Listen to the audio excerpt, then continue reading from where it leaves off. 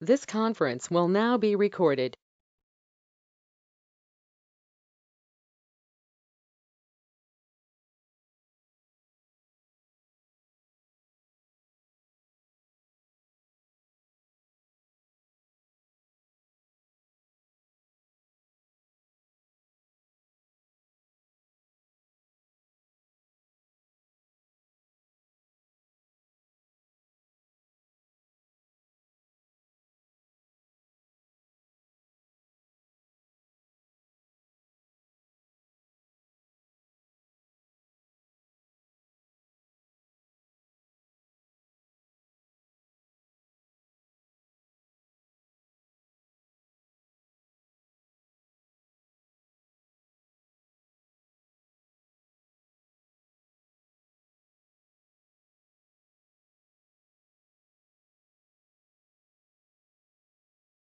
August 23rd, council meeting called to order. Would you please stand for the pledge of allegiance and a moment of silence?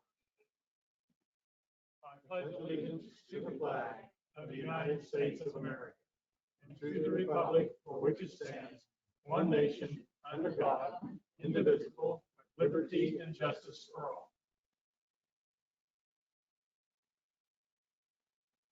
Thank you.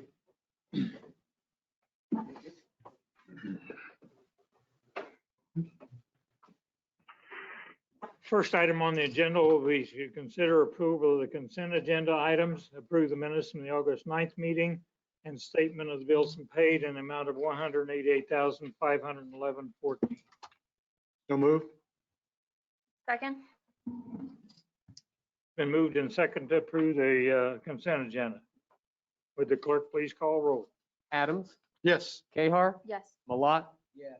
Shriver. Abstain. Stites. Yes. The next item will be requests or comments from the public.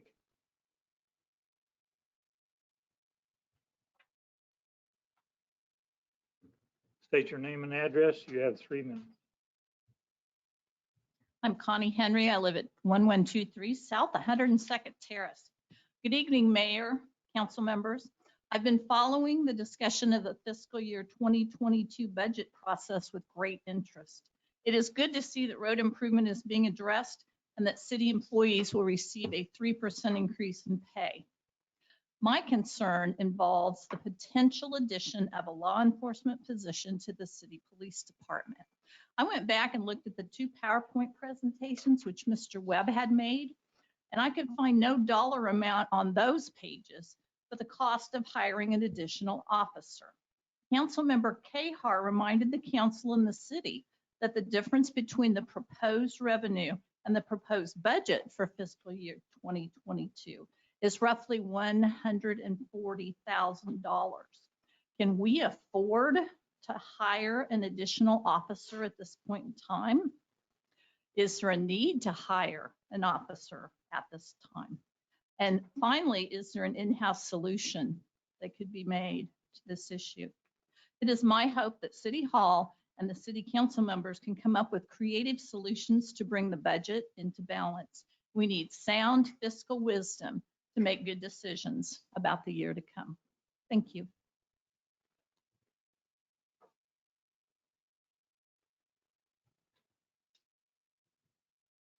Okay, if there are no others, we'll move on to the next item on the agenda. Consider staff update related to property located at 9711 Steel Road. Mayor, members of the city council, I'll give you a brief update.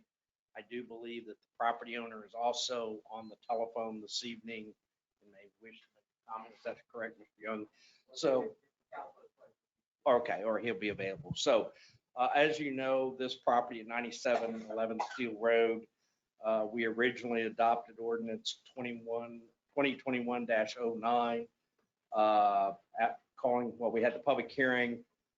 That resolution then called to have that structure either removed or renovated by July 31st.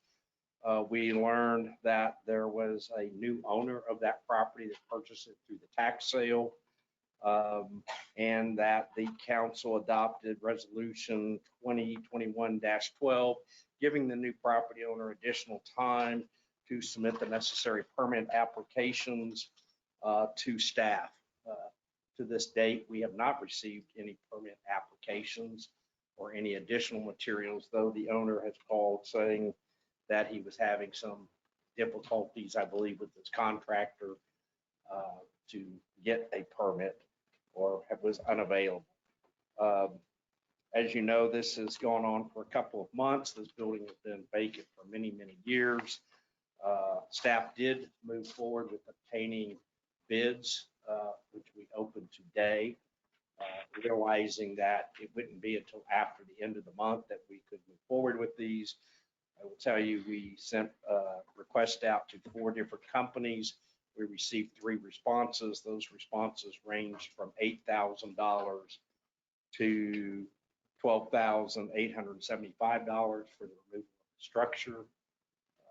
If in fact the city council wishes to move forward, we could execute those and move forward with that.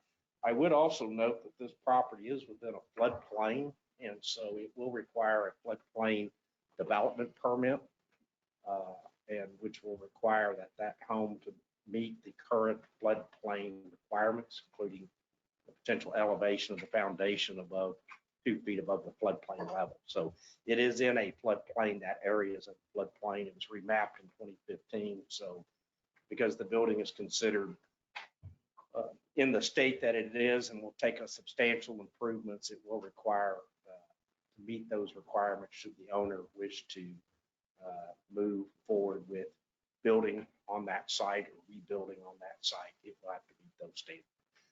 I'm happy to answer any questions. Again, I believe Mr. Jones on the call, and we'll go from there. So Yep. what actions needed? Hello? Go ahead, Mr. Young, if you have comments or questions. Yes. Thank you for this opportunity to go over the plans that we have. It's like you said, we just bought the property through the tax sale. I think it was June. I didn't get the deed till something. And then shortly after, we got the notice from the city that it has to be torn down. So it's all, it all happened pretty fairly fast. So we need options and plan. And of course, like right now, we're just having some problems finding contractors that can come out and give us bids and give us their thoughts on what we can do, things like that. So I have spoken to architect, my contractor today, and so we are trying to like I said, to figure out the next step, and having us go ahead and right away and tear it down. It's worst case scenario probably, but if we can try to find ways to make the we would do that too. So I don't have any, like the gentleman earlier said, with the permit yet, because just having the architect and the contractor working, getting their schedules to fit, to match mine, and getting them out there. It's I do have an architect coming out next week, but it's probably going to be past Tuesday, which I believe is the 31st. Yeah, so that's kind of where I'm at right now. So. All right, my question, Mike, is so what action are you asking of us tonight? If we don't have to, we've already set the timeline, correct? Correct. So that unless anything changes, then we move forward with the demolition on September 1st. Is that correct? That's correct. And if Okay. you wish to proceed with that time frame, again, we do have 3 proposals. I'm happy to read those into the record by the companies. I should have printed the whole thing off, but we do have 3 proposals. One was for $8,000, one is for $9,700, one is for $12,875. They were all local, I say local, in this area. I believe we have Dale's Wrecking, Midland Wrecking, and Paul Valley companies. All three do this kind of work. So we have those. You could authorize staff to go ahead and enter into those if, in fact, no further actions are taken by the property owner. We could delay or defer this until our next meeting on the 13th, if that's what you choose to do. I'm not interested in delaying it any further. We already did 30 days. And there's time between now and the 31st to get a building permit if, and that's what would stop it. It would require a Whatever building permit. that can be approved, not Sure. just. Yeah, not just a submittal, but a issuance of a building permit. And or a demolition permit. Correct. Right. That's where I believe that we still stay on that track. And how long does that approval process take? Demolition permit would probably take 2 days tops, 1 to 2 days. Okay. There's some pieces that they have to do before they can physically demo the building, i.e. certify that the utilities have been disconnected, those types of things. But as far as the demolition permit, it's a fairly straightforward building permit. Considering the complexities of this, it's probably a 5 to 7 working day review on a building permit. Because this isn't, would be considered a major remodel. Again, we do have the issues of this being in a floodplain, and it'd be a substantial, basically anything that requires more than 50% of the market value of the home or the building, you know. So if it's more than 50% of that market value and it has degraded as this one is, then you have to meet the current requirements under the flood insurance program, which we participate in. And one of those is that the finished floor elevation has to be certified, and that certification has to be 2 feet above whatever that flood elevation is. I can't tell you what that flood elevation is right now. That's not something we've reviewed, but that would be something that would have to be addressed in that permit process. And when was this sold in the tax sale? What was the date? I believe it was in June, near the end of June. Near the end It of was June. right about the same time that we originally had the public hearing and determined it to be an unsafe, unfit structure. And how long has the owner known of our requirements? I believe we sent Not long. right after that meeting in June.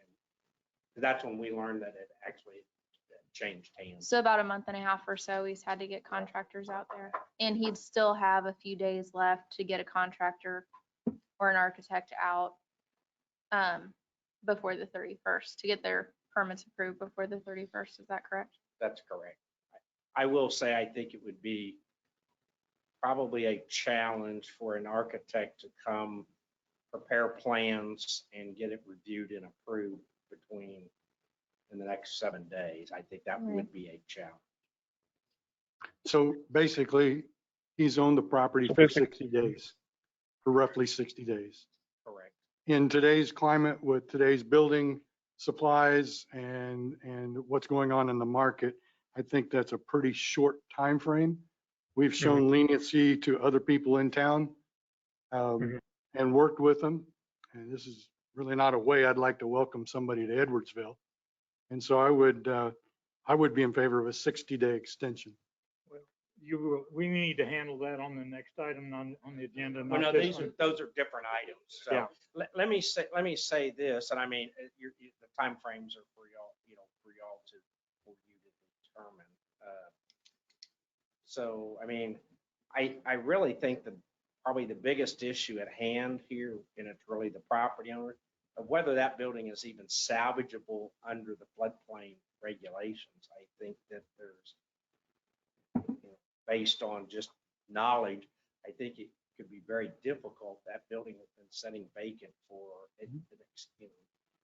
a long time. It has failures in the floors, I believe, in the roof, and trees and other things that, have grown in and around the building. So, at minimum, I think we would want the owner to have a person, an architect or engineer, make a clear determination if the structure is salvageable.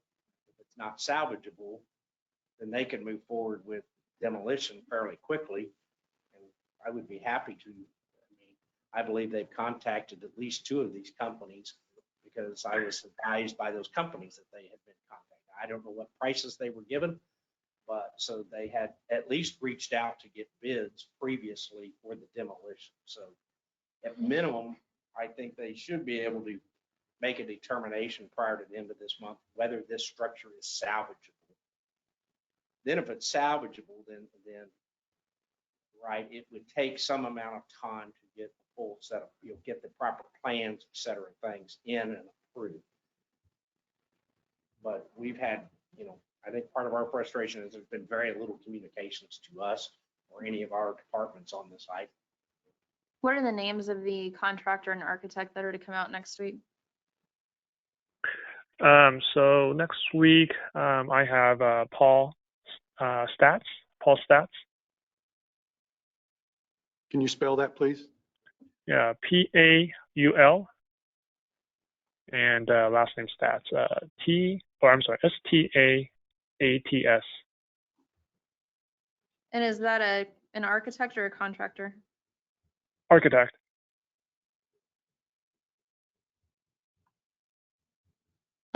With who?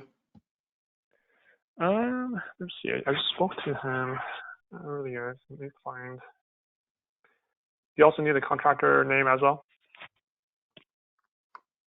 Yes, Well, I'm please. guessing whichever one that you're saying that you've contacted to come out. Yeah, so it's architect. He's going to be out next week. That's Paul Stats. Is there a reason that the communication, sir, has been lacking between you and our city?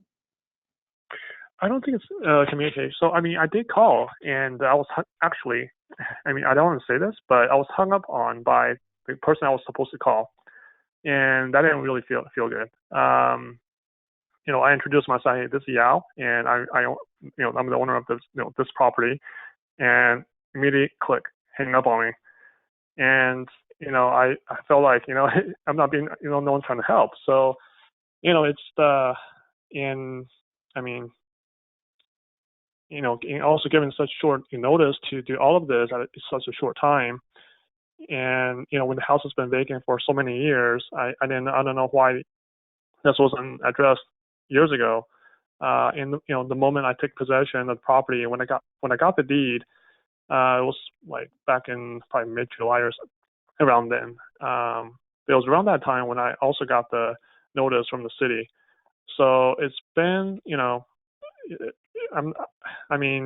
wish, we can show some grace, and can extend this, the deadline, so we can at least have, do our due diligence and go, talk to the, contractors and make sure what our options are, before I, decide, if we have to tear down, worst case, if they all say what to tear down, the architect does, or the contractor says that, yeah, okay. But,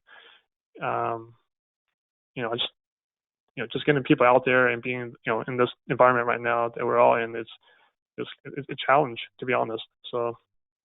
I understand what you're saying, but my question was, what was the failure in communication with the city? So I understand that there was one disconnected phone call. Mm-hmm. How many other attempts did you try to communicate with the city? I've looked through my email, but I called once, I left a message, and then like today I called and I spoke to one of the staffs there, and I got an email today from them as well, and I responded. So there wasn't a whole lot of email going on, but I don't know what kind of expectation that they have. But if you're looking for everyday type of communication, I don't think it's realistic. But every other day, there's no expectation set. So I really don't know. I think that if we had once every 2 week communication would probably be sufficient. I don't think anybody was asking for once a day. Yeah. So, I mean, yeah, when they email, I mean, I try my best to respond to them and or call them, which I did a few times. But yeah, I mean, I don't know what else to say. Okay, thank you. Mike, Mhm. do you have email chain? Do you know how many emails you've received from the property owner? I know I sent one email that was not responded to. I'd spoken to our planner. Can't hardly hear you, Mike. I'm sorry. There was one email that I sent to which I didn't get a response. I know our planner has not been contacted or our building department. I know that Zach on the numerous occasions has contacted him and there has been some communications there. I know that. Can you explain numerous? I mean, yes, I did get one from Zach today. I responded. And there's another time I think I also responded as well. So I'm can you sorry, sir. explain the numerous? I'm sorry, sir. He's responding to my question. Let him finish Oh, that sure. and then we'll move on. Yeah. And, I know that we advised him of previous meeting dates and suggested he may wish to be in attendance. This is the first meeting from a formal meeting with the council that we've had a response. So there has been some communications with Zach, primarily that we're having these meetings, that it was recommended that he attend or have somebody attend on his behalf. But again, there's been no communications, to the best of my knowledge, to anybody in our permitting or building planning staff from that standpoint. I would also note, and I think this is important, while we do have the building issue, there's also the overall site condition, i.e. high grass, weeds, et cetera. I don't know that there has been, I don't believe there's been any citation on that, but I'm not sure what communication, but I mean, understand that the building could be in poor condition, but there's also the general site, which this does not address, but we would anticipate that a property owner would generally maintain the site, right? Mow the grass, keep it trimmed up, even during this process of any owner that would do. That, I don't know, Zach may have some additional comments. Well, yeah, just to kind of summarize my office's communication with Mr. Young. I'd have to go back and clarify, but I do believe, like Michael mentioned, we entered into this process prior to the tax sale having taken place. Once the new owner was established and we found out who that was, he was then noticed, and that's the notice that he referenced earlier. At that point, at some point after that, I should say, he came into the office and had questions about it, and that's when we kind of detailed here where we're at in the process. Here's the next step in that. This was prior to our last meeting where we discussed this, where we requested the extension on it. He was, I couldn't say exactly how many emails, but when he came in, gave all his contact information, I passed all that information via email to the city manager and the city planner and our permit specialist, and CC'd Mr. Young, letting him know these are the folks you need to get in contact with whenever you do have your permit materials in place. I kept him in the loop as far as the last meeting in July, that deadline being pushed, let him know that meeting was taking place if he wanted to make an appearance at that time. And for whatever reason, he couldn't make that happen. And since that point, I've between the planning department and myself, there's been, I couldn't put a number on it, but regular email, just letting them know, hey, we still need this deadline's coming up, and kind of lasted until today where Mr. Young and I exchanged phone calls, and that's when I stressed that this meeting was happening tonight. So that, just so broadly the level of interaction between our office and Mr. Young. Unless there's something else I'm missing that you'd like to add. No, and Zach, I appreciate following up with me and letting me, reminding me, hey, there's a meeting coming up. Yes, absolutely appreciate that. Thank you. But I think that having extending the time more for me to at least have the contractor and the architect to come out and do their evaluation and and let me know what we need to do. I think I think I'll be able to make a decision after they do that. So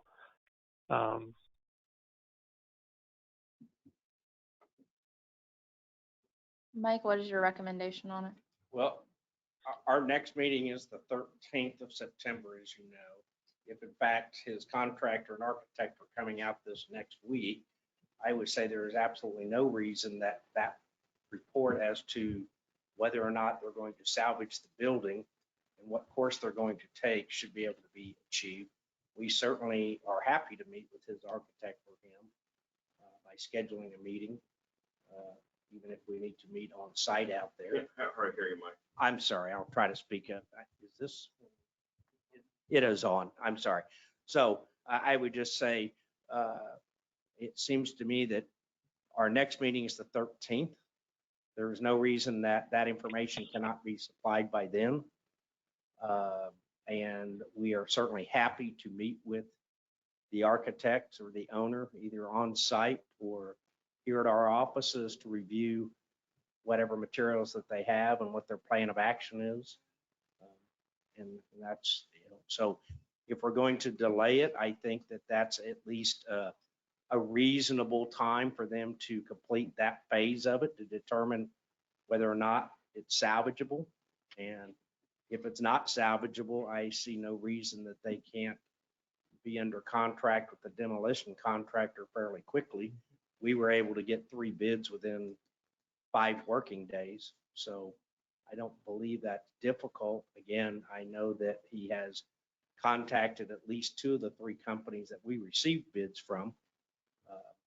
Because they told me, hey, we've already bid on this project, but haven't heard anything back. So there's no reason that if it's going to be demolition, that it can't occur, I think, in a fairly short order. If in fact he believes that the home can be reconstructed to meet the current codes, certainly an architect and engineer are going to be required. And we're happy to review that process with them.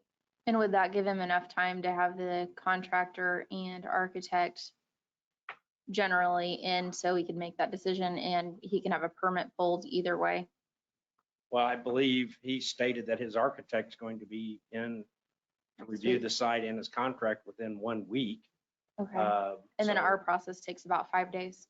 yeah, once they have a permit, I don't believe that their architect or contractor, I mean, they're gonna have to have an architect and an engineer almost for certain on this. I mean, there's structural questions. There's certainly, I mean, this building is in pretty poor condition. So I think once they review it, they're gonna make a determination, is it salvageable or not?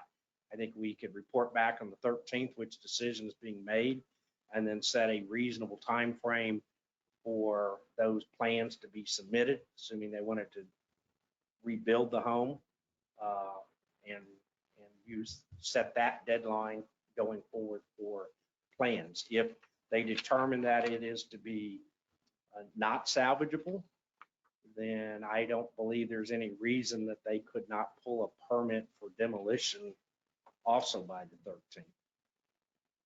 They may not be able to start demolition because, again, utilities have to be disconnected, which I think water is probably the only utility that's there. They have to get, dig, go call the 1-800-DIG, deal to make sure there's nothing underground. Obviously, the contractor has to, get it in their schedule.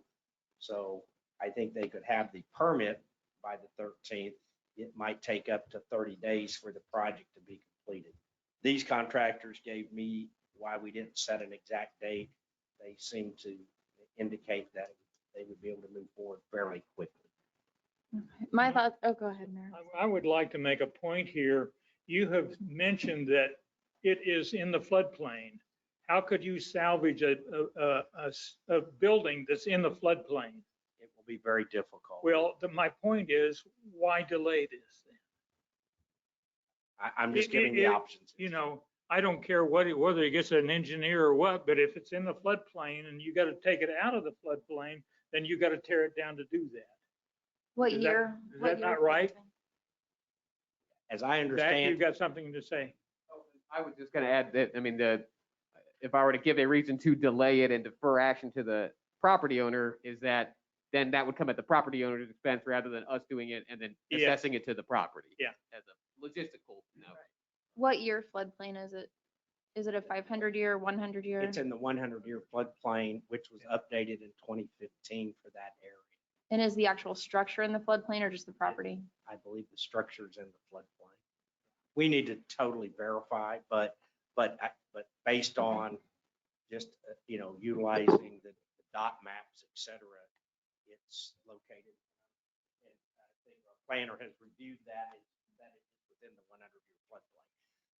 If it was an existing structure that was habitable, being habitated and lived in, et cetera, then right, it's exempt from that. But when you do any substantial improvements to a structure that's inside a floodplain that's been mapped, so it's mapped by FEMA, basically does the mapping, then those structures, I mean, there's ways to meet the requirements, but they do take engineering, et cetera, and so forth. So your point correct, if the foundation, so first they'd have to certify the level of the foundation. Maybe the foundation is outside the floodplain elevation, that's what they have to do. If it's in the floodplain, they have to certify the elevation of the lowest level. In this case, this is a slab on grade.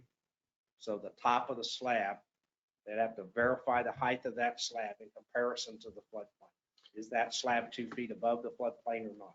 If it's not, I think it makes it very difficult to reconstruct the property. What was the date of the meeting that we did the extension? Was it our August 9th? I believe it was July 31st that we had that meeting. No, July. Oh, July, you're correct. July 26th. Yeah. So between July 26th and August 23rd, we talked to an architect that's going to be out next week. Not we. So I don't know what's happened in the last month. I mean, like, why is it taking so long to get an architect to come out and verify? I say that we stick with our original plan and that we move forward, and we think of that. I would be okay with potentially putting it to the next meeting just to save our city $8,000. And because he just acquired it, normally we'd give people, I mean, I don't like that. I want to extend it again. And I think we need to have real concrete. If he doesn't have a demolition permit, if he doesn't have a building permit, whatever it takes by the 13th. And just, I mean, I don't know if you need to even bring it back to us for approval. But if it saves us money and gives a homeowner, potentially, homeowner, property owner rights to make Mr. Mayor, I that make a motion, we delay action on this until the September 13th, is that what I heard?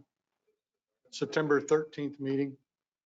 And Mr. Young, we would expect you to be in communication and respond when communicated with.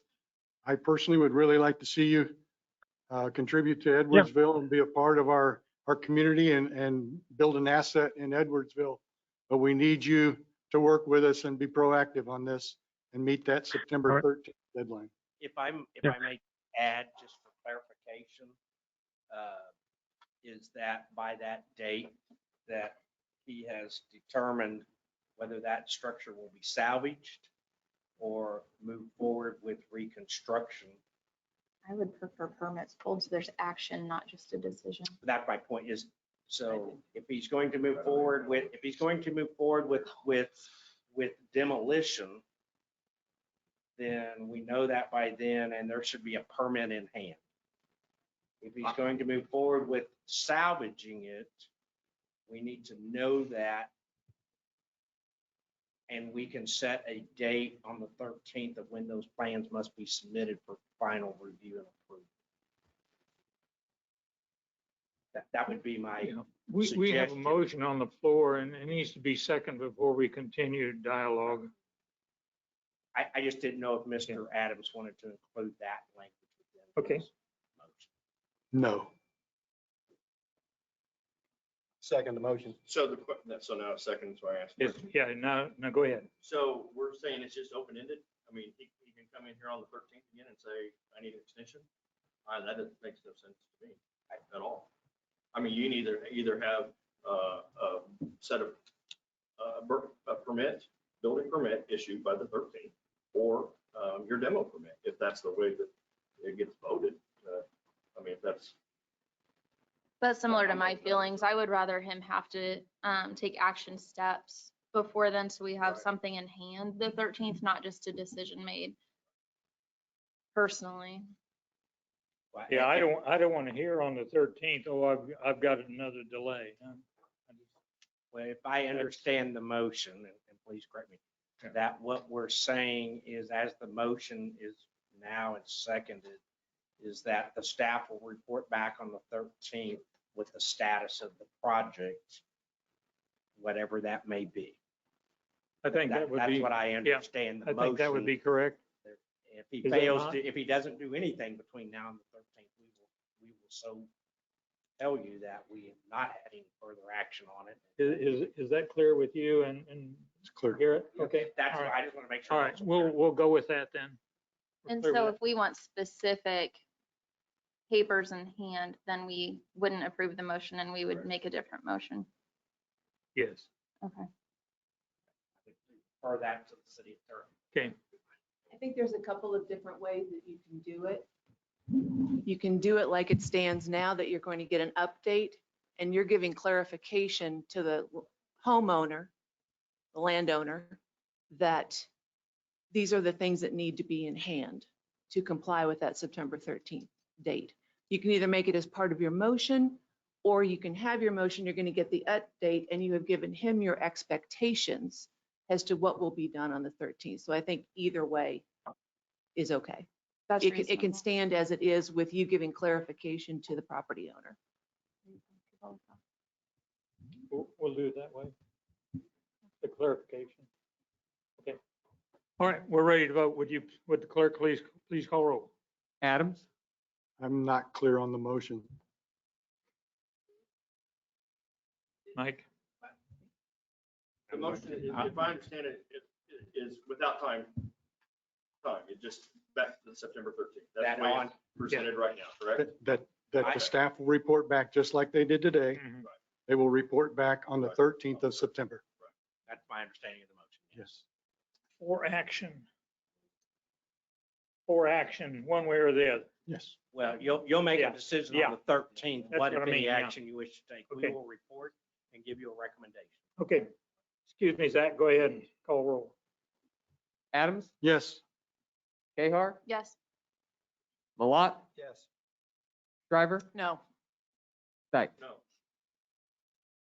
And I just want to add on that on the 13th, as our attorney said, I would expect papers in hand, an action done by the property owner, before we make That's that. not what we just approved. Well, that's what the attorney said we could.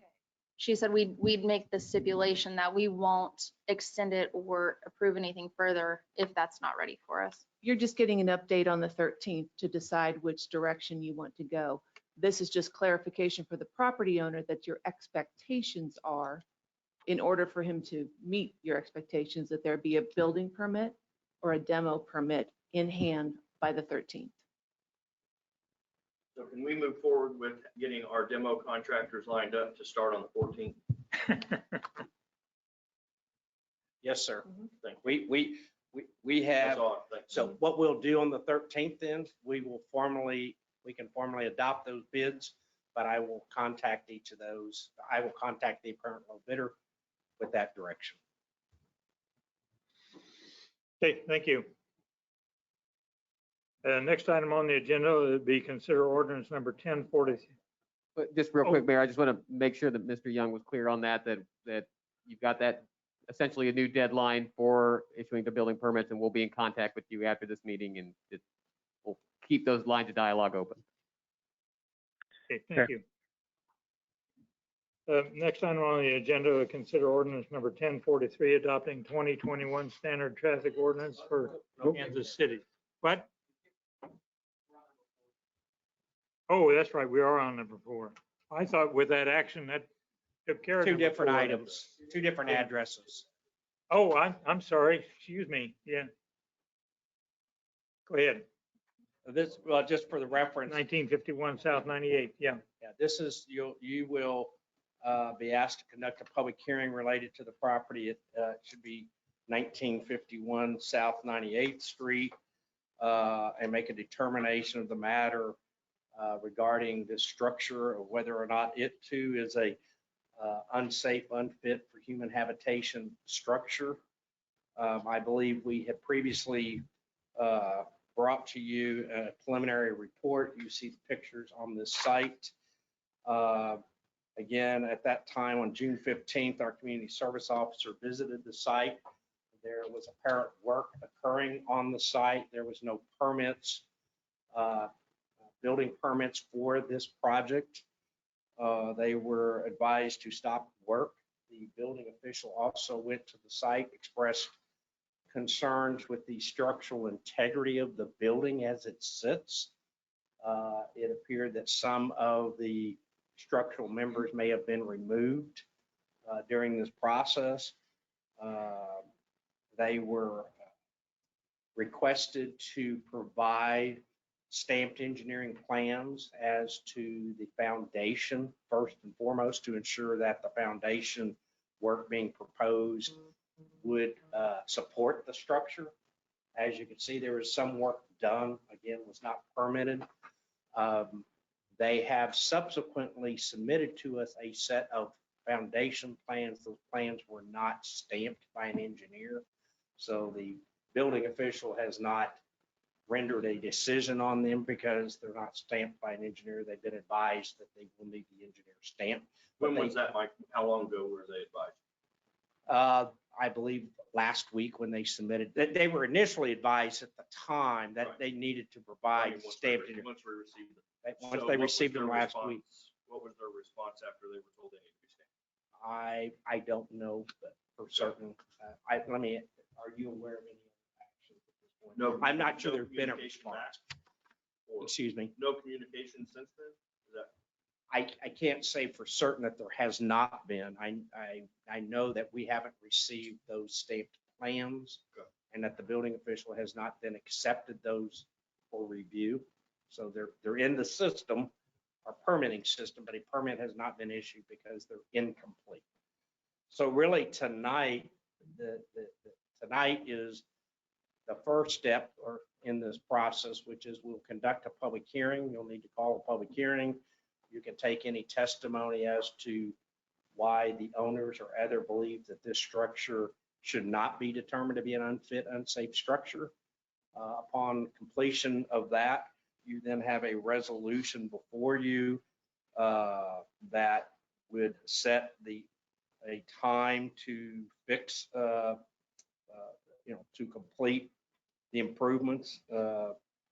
Again, typically we set that for 30 days, but you could set it for whatever time you think is appropriate and any actions that you would like for them to take within that time frame. So tonight is the Were they public made hearing. aware of tonight's meeting? Have you had any discussion? Well, we do. Yes, because we have to notice them and all owners and publish it in the newspaper. Okay. So there was proper notice, yes. Clarification. And any actions of a resolution that would be adopted tonight would also have to be published and submitted to all known owners, lien holders, property owners, et cetera. So Is it currently being occupied? I do not believe it's currently occupied. One thing I can tell you, and I do know, it's not in the floodplain. It is not in the floodplain. I do know that, way up there. Access may be a challenge getting up to it, but it is not in a floodplain. I believe the building had been, it's been habitated at some point in the past. I can't tell you how long it's been. Again, this is probably one, if the appropriate structural engineer says that the foundation plan is sufficient, and then they submit the appropriate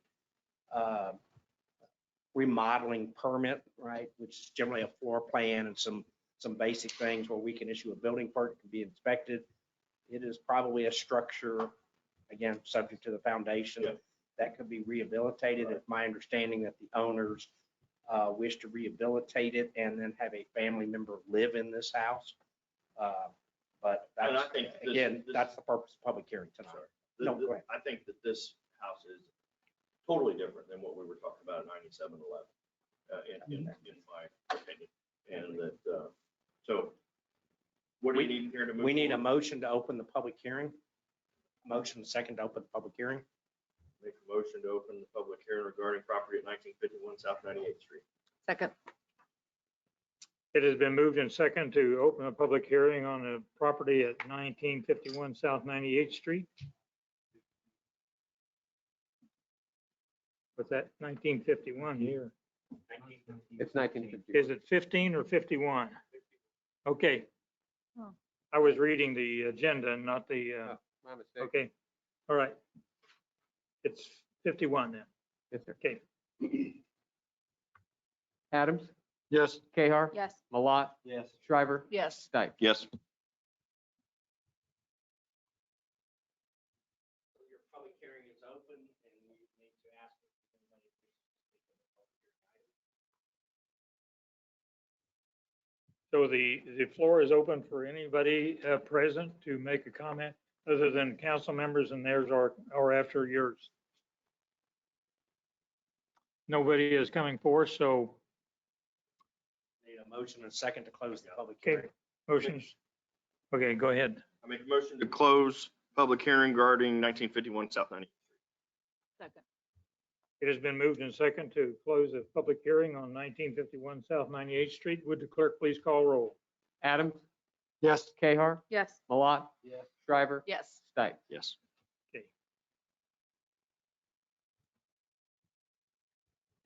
In this resolution, which we may wish to amend, you're basically taking two actions.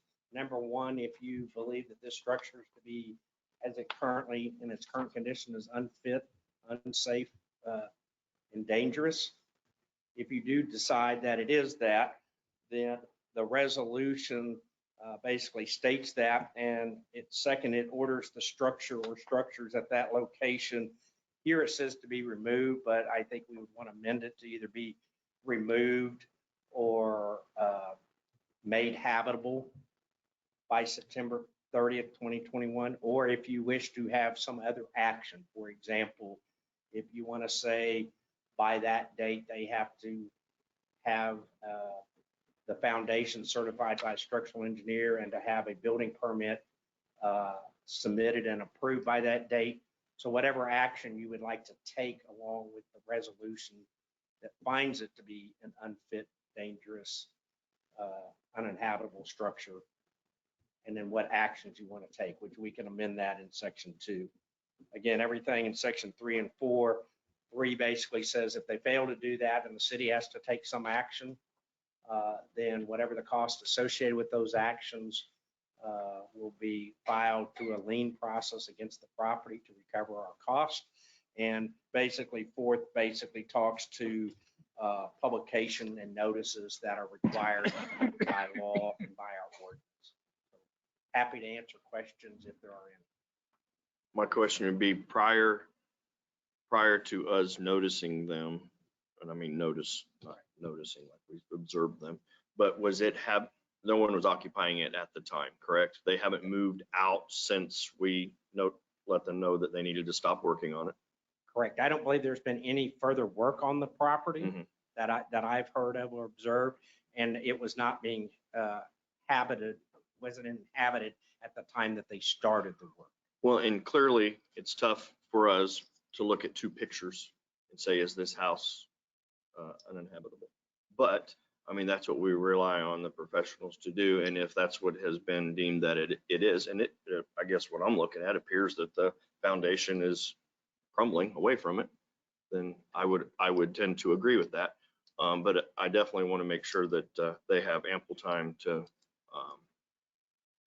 do whatever it is that they're going to do. Get stamped foundation drawings, and I think that time frame that you set, which September 30th, was adequate time. Yeah, we have September 30th. So what would be required under that would be that, if that's the case, that they would submit the plans, foundation plans that are certified by an engineer, which they have submitted a set of plans that they probably work, but they need to be certified by a structural engineer, or an engineer, and then submit and receive a building permit. If they have a building permit in hand, building permits typically allow up to 6 months. So 6 months is a standard window for a building permit to complete the work. So there'd be a series of inspections as you would go through. So electrical work, sheet rock, there's different steps, plumbing, mechanical, electrical, plumbing, all those would be inspected by our building inspector. And then we would report back at some point that they had completed the work. And that's a third-party MEP inspector, correct? That is correct. We use a third-party inspector. I just have a question. Did something happen? Was there a fire, or what caused us to go by there and stop work in the first place? The way it started, and I don't know, the fire chief may have also been, originally it was just, you saw work occurring. There were people up there, there was roll-off containers. They were removing there was a rock foundation around this. They obviously had tarped that room. So there was clearly work being done on the property. So the first step was, you're working without a building permit, right? So we advised them, you're working without a building permit, you need to come get the building permits. Over a period of time, none of that was ever obtained, which then started this process to say, well, if you're not going to come forth with the required building permits and request of the building official, then we are going to move forward with the assumption that this structure is staying just like it is here, which is a dangerous structure. And when was this picture taken? 8/23. Today. And this was taken from the street. I mean, you can see this from the street. Correct. So it wouldn't be hard for anybody to see it. It would not be. In what situations can people work on their homes without a building permit? In what situations do we need a building permit? If they're making any form of a structural change, adding, modifying, if somebody was replacing a plug or a light or something like that, you typically wouldn't have permit. If they were just re-siding their house, putting on new gutters, those wouldn't trigger a building permit. So clearly in this case, they were removing and pouring new foundation. That does require. I think you can see there seems to be some separation in this building and maybe some leaning in there because it's not supported.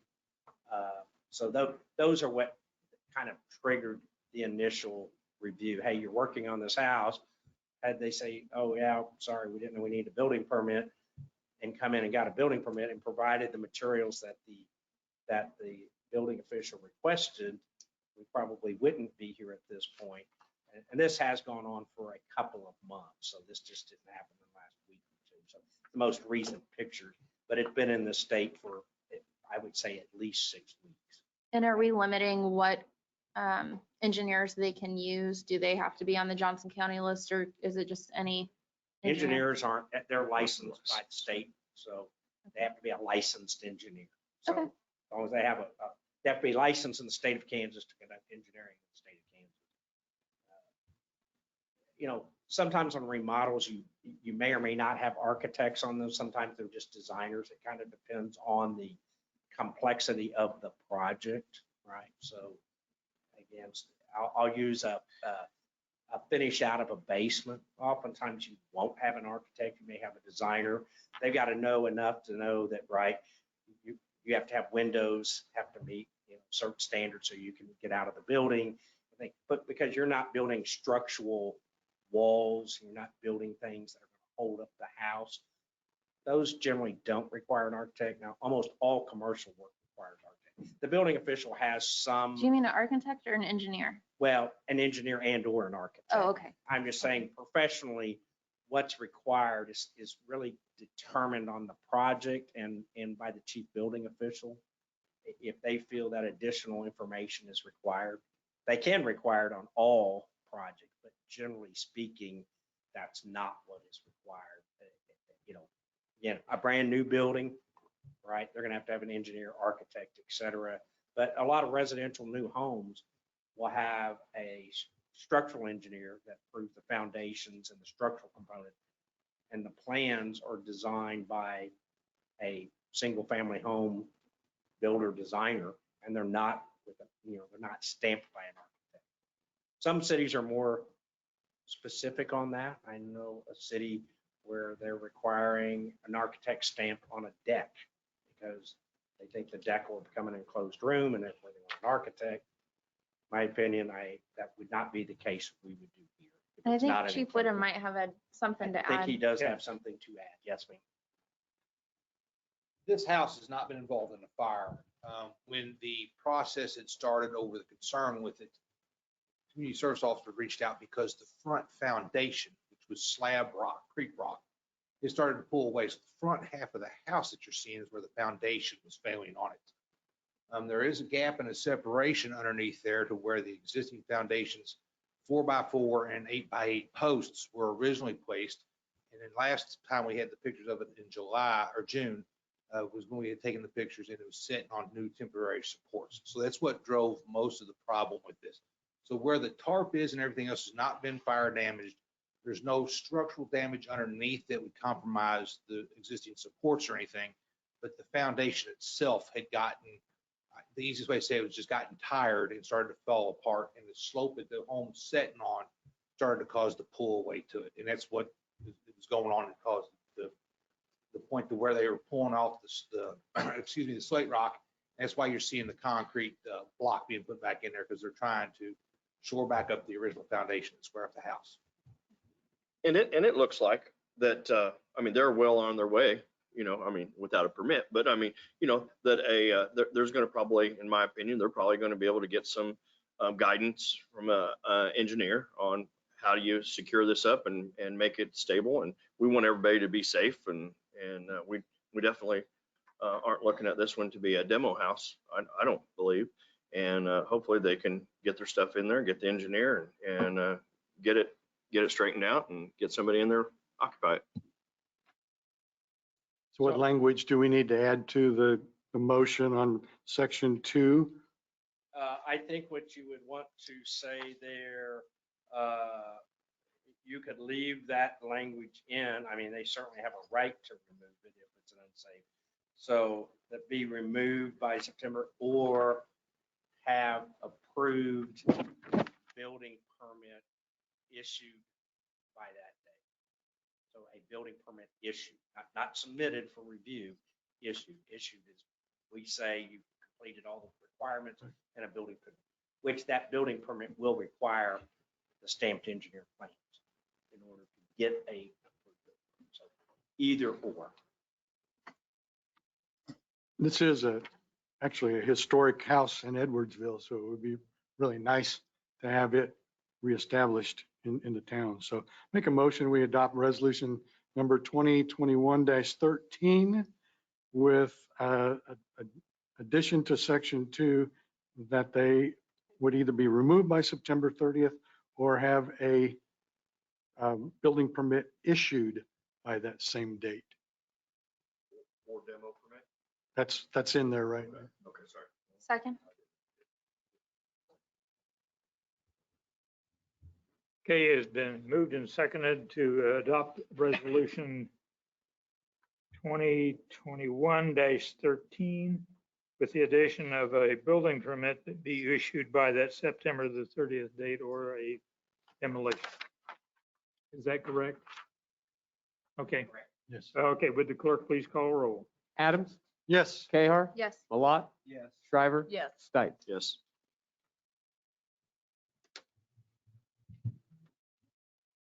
Okay, now I can move on to consider ordinance number 1043, adopting 2021 standard traffic ordinance for Kansas City's old business. Excuse me, Mayor. So I'm going to address both of these, so they'll take separate actions tonight. That being ordinance 1043, that would adopt the 2021 standard traffic ordinance, and ordinance 1044 adopting the 2021 Uniform Public Offense Code, or UPOC as we typically refer to it as. As you know, this was on our last council meeting. There was a request to defer it to this meeting to give additional time to review both of those documents. We don't have any further adjustments or amendments to the document. Been in communications with Ms. Cahar on some of the UPOC items. I believe we've gotten clarified. If there's other questions, we're certainly prepared to do this. One question that was raised, just so you all know, so typically each year the league publishes these two documents.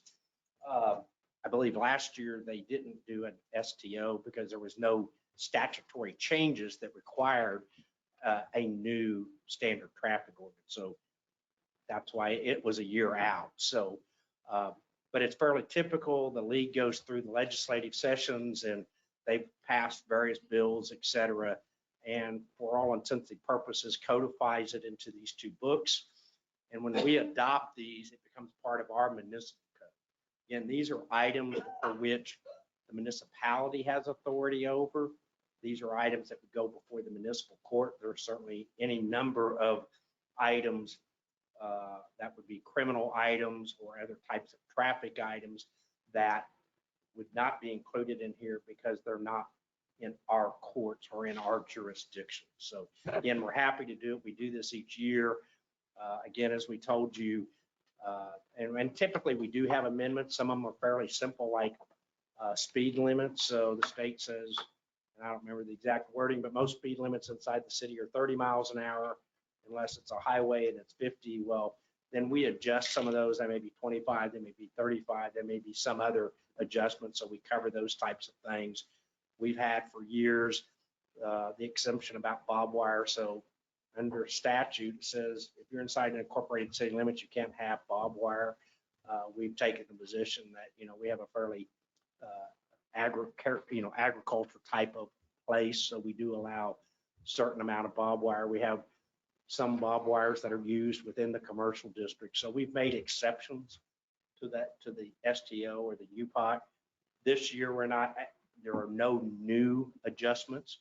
So the ones that you see in the ordinances are exactly the same language from last year's amendments. And typically that's what happens year to year. There's generally not many adjustments that we make, partly because things that are statutory, we're limited as to what we can modify on a statute that maybe calls out certain actions or penalties that you're called for. Sometimes there is no penalty in there, and so by our code of ordinance, our penalties are I believe up to $1,000 and or up to 179 days in jail or both, right? So a person, the judge could say, you're found guilty, it's $1,000 and 179 days in jail. You can say you're guilty and it's $50. I mean, some things are set, like our traffic ordinance, violations. So that's mainly because people come in, I was speeding, I was going 10 over, what's my fine? Here's your fine, here's your fees. We set that by schedule, which again is in the code of ordinances that are approved as an addendum to the code of ordinance. Again, happy to answer questions, and I'm sure Chief Mathis is probably more familiar with all of these because they work with them day in and day out. We use them somewhat on our side of the administration, generally some of the issues around UPOC, but we don't have nearly the interaction that the police department does. I have a question on ordinance 1043 on 4.5. We have a 45-mile-an-hour designation on 32 highway. Can that be expanded? Why do we have a special call out there on that particular road? Well, I get it is possible, but it first takes the state's approval because it's managed by the state. We are likely going to be asking for an extension of that speed limit. We have a pending project at 10600 Call Drive, so it's going before the Planning Commission, and that is a discussion we've already started to be able to extend that a little bit further to the west. But we can make the request, but until they approve the request, then if they approve the request, then we would have to come back in the ordinance and set that speed. It'd be nice to have a good excuse like that Right. to request it. And I would maybe suggest that we request it all the way to the western border of the city when we make that request. We can do that, and we have had that discussion in the past, and I would say generally it hasn't been supported, but we could certainly ask it again. Run up the There has been flagpole some again. development to the west. I mean, that's generally what they're going to look at is, right, it's a state highway. Their role is to try to move traffic through, right? But when you have more driveways, more activities, more things, that's generally what's going to trigger them to reduce it. Again, we've had some discussion because this particular project would have a driveway onto K32. It would be roughly in alignment with the medical office to the south, the dental office.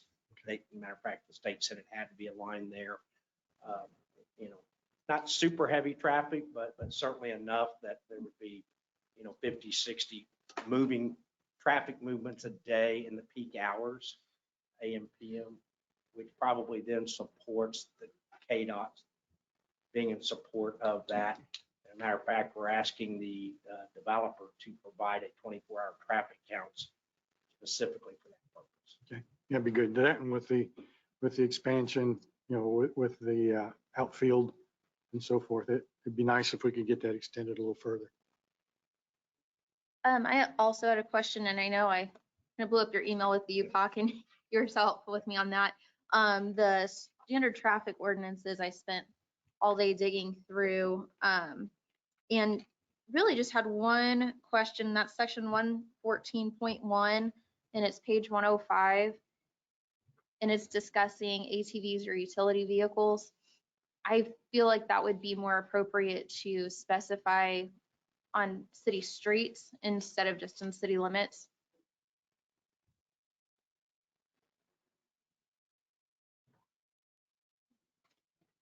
Well, 114.1, and it's on page 105. under 114.1A2, what that's saying is, and some cities have done this, is for all-terrain vehicles, and they've done this with some other types of vehicles like golf carts and things. So the city can authorize. So in here, it's saying it's unlawful within the corporate city limits unless the city elects by separate ordinance to allow those vehicles. And in doing so, it can allow where those vehicles can be driven in the city, right? So you can say on certain roads, certain places, for ATVs. We have not taken that forward, but if that's something that the council would like to do to allow ATVs, or again, I think ATV, UTVs, maybe golf carts, there's some Yeah, there's a statutory, different one there's for some golf carts. statutory language that we've just never adopted. So it wouldn't change the adoption here. It simply gives us that right to do that. And if the council wishes, we would bring that as a separate ordinance. Yeah, I would, maybe we could get other people's opinions, but I would feel comfortable adopting this if we update that ordinance so that if someone's on their private property, we're not dictating that they can't drive a four-wheeler ATV on there. The golf carts, I think, just pertain to streets when I read And I that don't one. believe that this prohibits you from driving an ATV on private property, just on a public street. Well, it says, I'm sorry, I'm in the micro truck here. Within corporate limits of any city unless authorized by such city. It doesn't say, it says on interstate highway, federal highway, or state highway, or within the corporate limits of any city. So I thought it would say street, but it didn't say street on there. It just says within the corporate limits. That's not the intent of that. It's just gonna, if it's on your private property, Mhm. that's your private property, you drive that on. You just can't operate public right of way, public streets, that sort of thing. Where there's other restrictions, says you can drive it across for a highway, for example, under 65 mile an hour, I believe, for agricultural purposes. We have those kind of family farms around. You see them going down across the highway to get to the That's why they're authorized. So, but if you're on your private land, you can operate your all-terrain vehicle. So can you not operate to just cross the street? You can't operate it if you're doing agricultural, if you're going from point A to point B, you can operate on the street? Yeah, the purpose of the trip using the all-terrain vehicle must be for agricultural purposes. No, yeah, agriculture is exempted. It was just, I feel like you and I, Chief, have the same understanding of how it's applied in our city. But just since it didn't say city streets, it just said in the city limits. That was my concern. So maybe we could look at an adjustment coming up for that. And I think Mike answered all my other UCOT questions earlier. So thank you for the time. Certainly. If there are no questions, we would request the adoption of those ordinances. They need to be by separate. Each one needs to be adopted separately, please.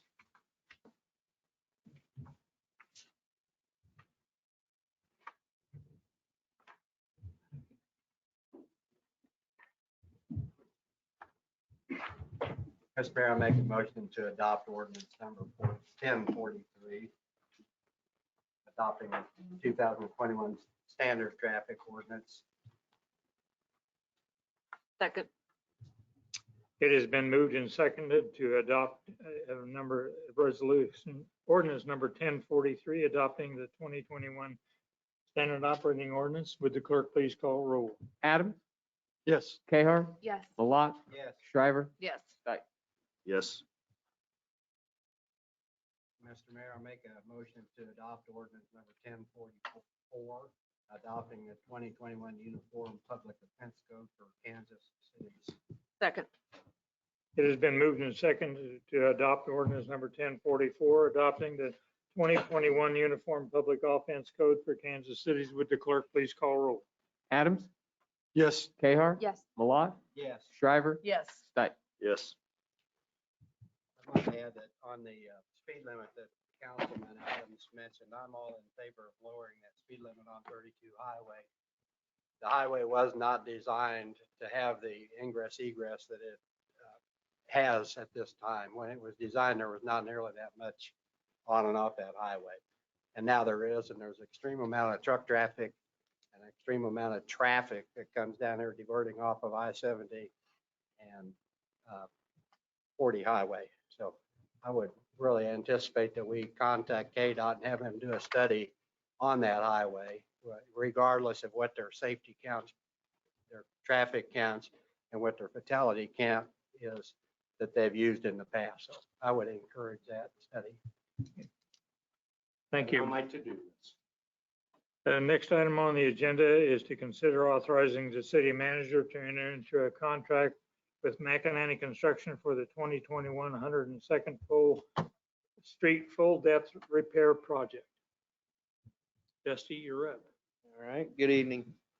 So my recommendation this evening is for city council to consider authorizing the city manager to enter into that contract with McInerney for the full depth street repairs on 102nd Street. The final impact, the base bid portion, which is approximately 160,000 of this contract, will be funded through the bond funds for road projects. Well, the add alternate portion, which is approximately 130,000, will be funded through the special street fund. City staff opened sealed bids for the project on August 19th.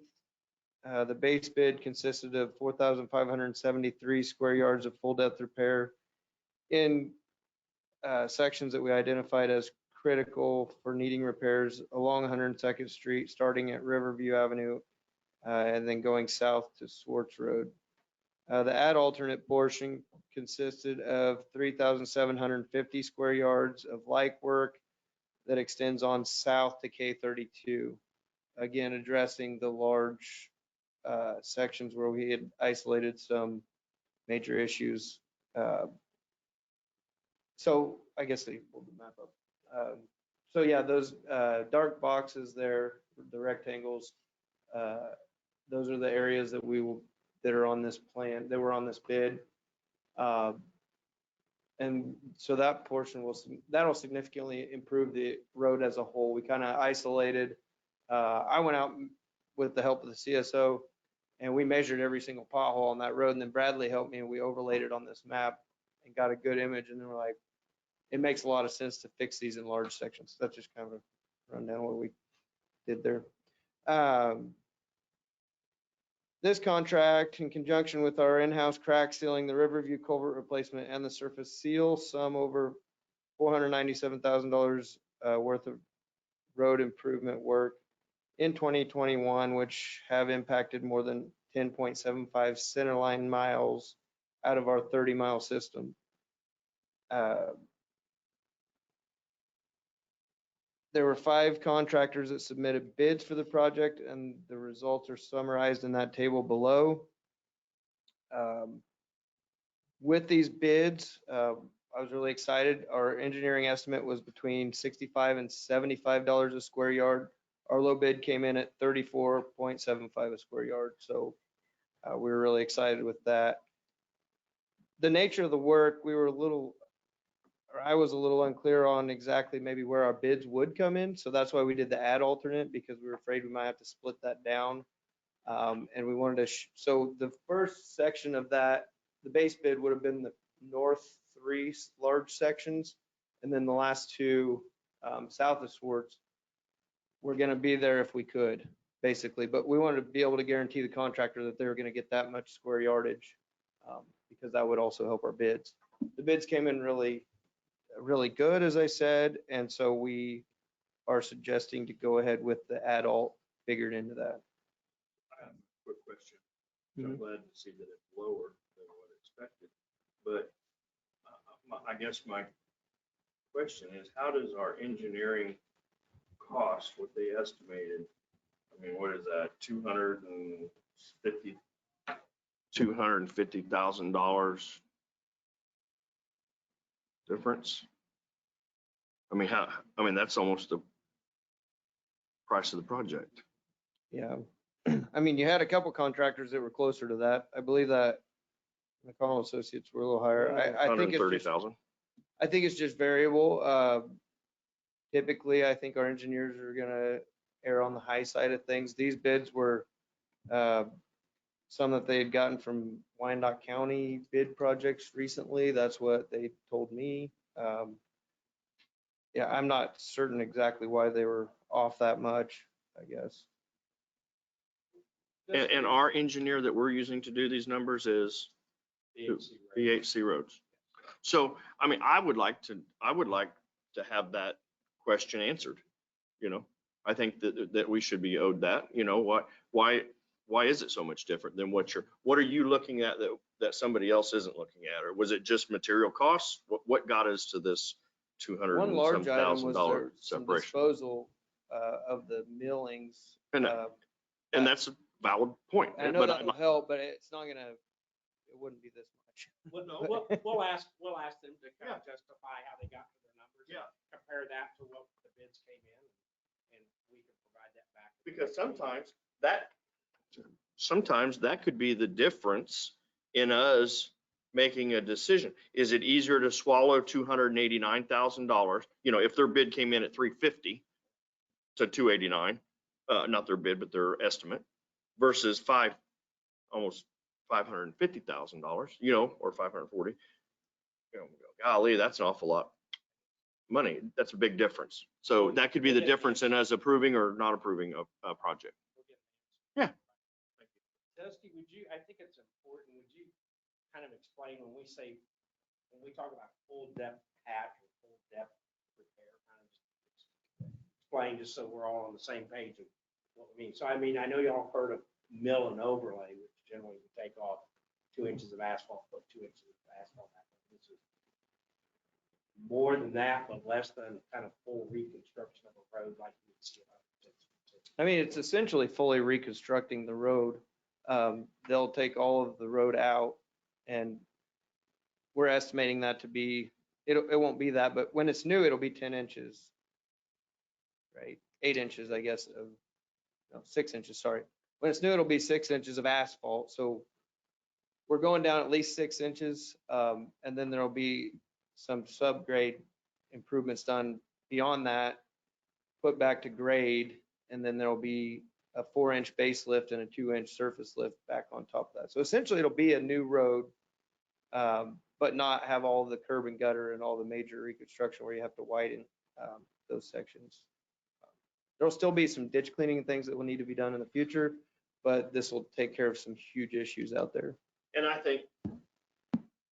think in previous discussions, when we've talked about 102nd Street needing those, I think that this is a great solution to, we had talked about, what was proposed to them, 102nd Street years ago, where curb and gutter and doing the whole 9 yards was rejected.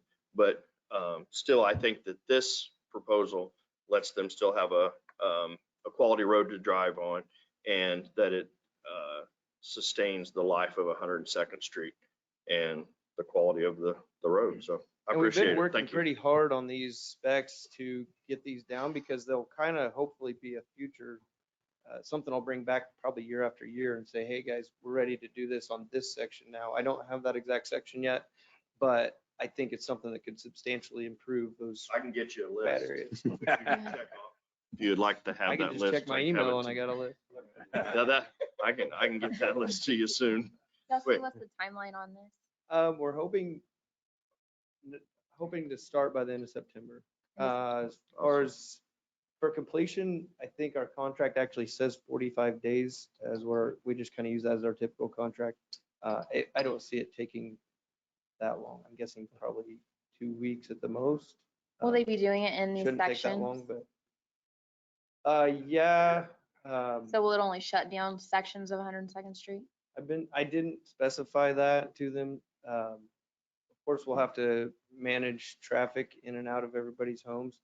The one thing that you look at is in these sections, there's going to be a lot of homes that aren't going to be able to, they're going to have to do some rocking to get these people in and out of their homes. With that being the case, I think that you could see large sections. So it won't be like the whole stretch closed down, but it may be closed down from Richland to the north end of those, and then from the north end of the ones on Kansas down to Swartz, and then the south end of that. I would be willing to bet that those folks will be absolutely okay Yeah. with a section of their road being shut down for a short period of time to get this repair done. It's With growing. that being said, I'll make, Dusty, since we saved so much money, we've got $50,000 to $75,000 maybe of what we were planning on spending. Can we expand the project and get some more work done at a low, maybe while we're there, get some more work done for that 50 to 75? I do think our numbers came in really good, as I said, and I discussed it a little bit, but that section up there on the north section between, so you do have a trucking company on the north end of the north section. Right there on the north end of that section, there's a business that has large vehicles that could use a stronger road. And then in between there, I think could be a really good place to potentially consider a change order. And I've been looking at that, and I was thinking about possibly bringing that back. I think at a maximum, it'd be, I believe it was 2,000 square yards roughly is what it come up to. Got that right here somewhere. Which comes out to at a maximum of around 72,000. There have to be some things with the contractor agreed upon if we were to do that though. But yeah, I think that'd be great. While you're looking at that, Dusty, I was wondering if it doesn't look like it's going to touch, but if we could look at how to improve that huge drainage issue at 102nd and Riverview, since we've got work going on right there. And that's an issue every time it rains.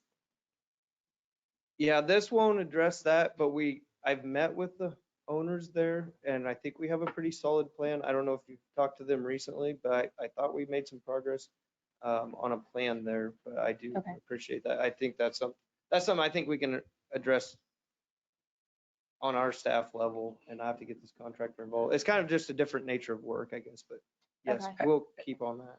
If I might add, if, to Mr. Adams' question, and you could give authority, we'll have to do a change order, so Right. we'll award this contract, but if you give us the authority of the additional funding, then we can execute that. We also are looking at a change order that might deduct a little bit, it's not going to be much, on a little change in the mix design that's been proposed. But if we do that section there, you effectively will have rebuilt everything from really all that Kansas Avenue from 435 all the way around to that north point. And then, as you know, north of that, it's in pretty, I'm not going to say it's perfect condition, but it's in pretty good condition. And part of the intent of doing this method here, and we may use it in other areas, is that then at some future date, I'm not saying it's going to happen tomorrow, then we can come put a traditional 2-inch overlay or an 1.5-inch overlay, and we have a solid foundation. So, if you remember back, and I know some of you all there at Kansas and 102nd Street, before we rebuilt that, I mean, it was always, beat up and water and stuff like that. But by rebuilding the base and getting that part fixed, and then get the asphalt on it, and then over time, now you're in a maintenance mode and not in a reconstruction mode. That's really the purpose of this kind of full depth repair. So just wanted And to add that. it would essentially be from the north end of that north project or piece all the way to Edge Hill would have new, because around Schwartz was done years ago, and then on either side of Kansas. You go ahead. And then- You're so going to make the motion. I am, but if there's something that you want to add to it, I'm not 100% clear on what you want to say there. What was that you're saying? I would, So do you want me Make to just read that in here? I mean, we'll make a motion that we authorize the city manager to enter into an agreement with McEnany Construction for the $289,224 with a change order up to 75. $75,000 to complete that area on the 102nd, north of Richland. Second. I think with some things like Michael talked about, I think we may be realistically closer to 60,000 possibly, but we could be up there. You'd be our hero. Leave it. Tell them that. On this change order now, what was the amount? 75. With a change order of up to $75,000. Okay, up to 75.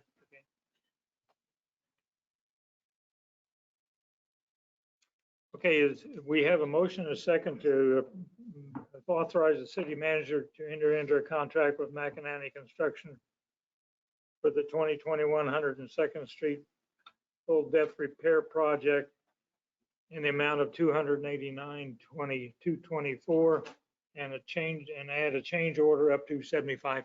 I believe that was the correct motion. Okay.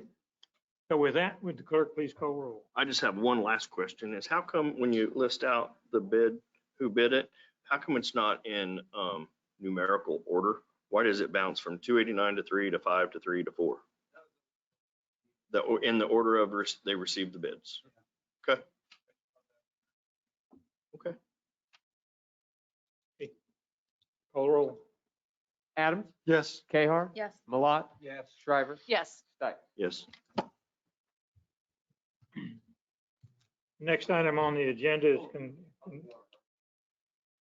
next item on the agenda is conduct a public hearing for the purpose of considering exceeding the revenue neutral rate RNR developed by Wyandotte County for the fiscal year 2022 annual budget and take necessary actions. So Mayor, for this portion, Mr. Daniels is going to cover the R&R presentation, and then will be followed by a public hearing on this item. So you'll need to open this public hearing, close this public hearing, consider the resolution. Is this resolution separately just one? So is the resolution for the R? Yes. And then there's a resolution. And then following that, we will have the actual budget hearing. And I'll present the budget and we'll take action on that subsequent to that public hearing. So I would note that in these two items, the governing body is the vote because it involves the budget and the setting of effectively the tax levy. Thank you. Thank you, Mr. Mayor. Yeah, as Mike summarized, we're going to have 2 public hearings tonight. This is the first of those. This is the new wrinkle in the state legislation as part of the budget process this year. Earlier this year, this city council provided notice of our intention to exceed the revenue neutral rate. The revenue neutral rate, as a reminder, is a Wyandotte County developed mill levy that is,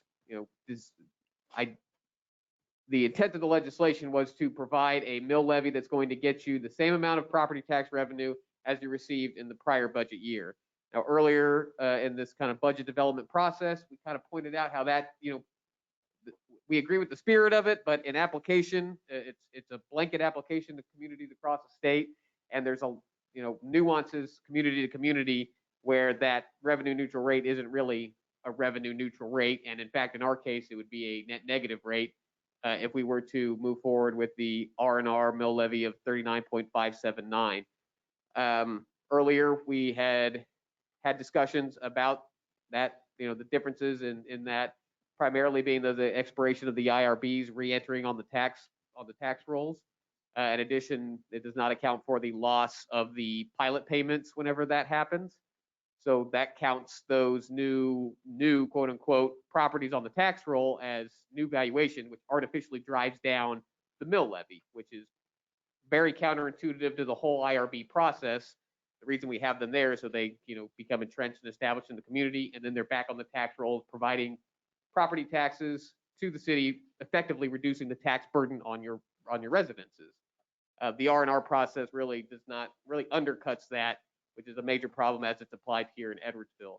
So our solution at the time, or I should say our recommendation at the time, was to provide notice that we intended on exceeding that R&R rate at a rate not to exceed our FY21 final mill levy. So the maximum that we could do was 43.299 mills, which effectively guaranteed that we would not have a mill levy increase. As we continue through the budget development process and provided you more information and collected more data, the mill levy that we are proposing is 42.298, as was detailed in our city council meeting 2 weeks ago and was provided notice through the Wyandotte Echo as required through state law. That is a 1 mill decrease is what we're proposing. So like we mentioned at the beginning of this process, we know that the 39.579 was kind of our floor. We set the ceiling at 43.299 rather than letting the state and the county set that ceiling for us. What we're coming back to you is a 42.298 recommended mill levy. As Mike mentioned, we need to hold a public hearing and hear any resident input on the process of exceeding the R&R. At the conclusion of that, we do have a resolution prepared that would finalize this whole process, this new wrinkle into the budget development process, and give us our maximum mill levy of 42.298. So with that, I think what we'll need to do is open up the public hearing, take any public comments there might be, close the public hearing, turn it over to discussion for you, and then ultimate action on that resolution. Mr. Mayor, make a motion. We open a public hearing for the purpose of considering exceeding the revenue neutral rate developed by Wyandotte County for the fiscal year 2022 annual budget. Second. It has been moved in second to open a public hearing for the purpose of considering exceeding the revenue neutral rate developed by Wyandotte County for fiscal year 2022. Would the clerk please call roll? Adams? Yes. Cahar? Yes. Malat? Yes. Shriver? Yes. Stike? Yes.